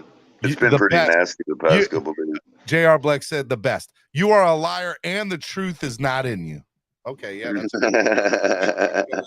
you're a liar and the truth is not in you. All right, I love it. Crypto sayings. That's how we're gonna end final thoughts of the day for the rest of this week. Crypto sayings. All right. Sounds good, man. I love you, brother. Be good, man. All right, Steven. All right, Miami Sports Music's #1 Miami fan morning show, Clock Blockers. Cameron Scott will be back tomorrow, man. If you guys enjoyed the show today, donate to the channel. Matter of fact, everybody donate $1 right now. Donate to the channel, at least $1. If you like today's show, donate at least $1 to the show today. Let us know that we are here and we're for you. You can donate on Cash App. You can donate on PayPal. You can donate on YouTube. Help the channel grow. All right. And hit the like button if you haven't done that either. Okay. Hit the like button. Wack Jones, 281-330-8004. That's so sad that I know that phone number all these years later. 281-330-8004. Serious talk. You don't hear me, though. It was an out-of-body experience. You guys are too much. You're a liar and the truth's not in you, Incognito said. I love all these sayings here. They're really good. They're really good crypto sayings. All right. Well, I appreciate all the love today. It was a lot of fun. Camp next week, Stephen. Football's almost here. Let's go. It's Wildin' Out Wednesday. I hope you all enjoyed the show today. It was a lot of fun. Tomorrow's Throwback Thursday with Cameron Scott. Friday, we got Jason Sarney. Monday, I might be dropping a new show in the morning. A new co-host on Monday might happen, guys. You guys will have to come on Monday to see who new co-host is on Monday mornings with me. I'm pretty excited about it. It's going to be awesome. It's going to get fun, okay? I'm doing big things here. Your donations are greatly appreciated. If you can donate on Cash App or PayPal, that always helps. If you can donate on YouTube, that's good too. Share the link. Let people know that we're here. And I will see you all tomorrow right here on the Miami Sports Music Podcast Network. Peace. So excited, you gon' notice now. You should notarize it. They say 2 are from that rock. Shout out to Samoa, and now it's time to lay the smack down. You think you Dwayne Johnson, time to